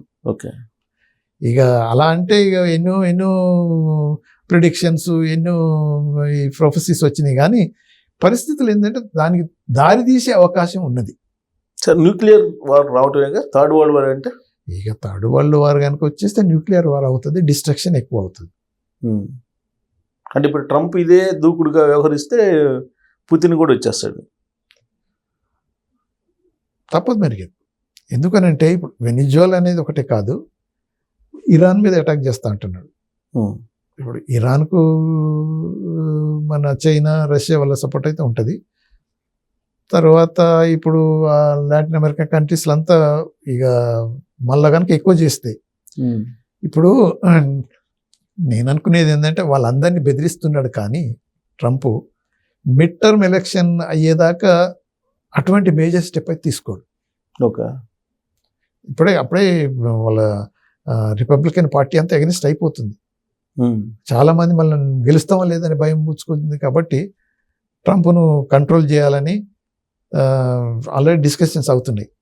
సరే ఇప్పుడు కొన్నిసార్లు ట్రంప్ వేరే ఈవెన్ హార్డ్ కోర్ ఫాలోయర్స్ కూడా లెక్క చేయట్లేడు, బట్ ఎలక్షన్ దగ్గర ఉన్నది కాబట్టి కొంతవరకు రిస్ట్రైన్ జరుగుతుంది.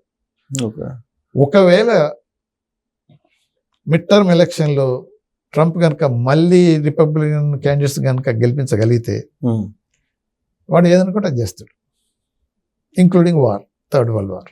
సో రిపబ్లికన్స్ గెలవకూడదని మనందరం కోరుకోవాలి. అంతే. Thank you very much.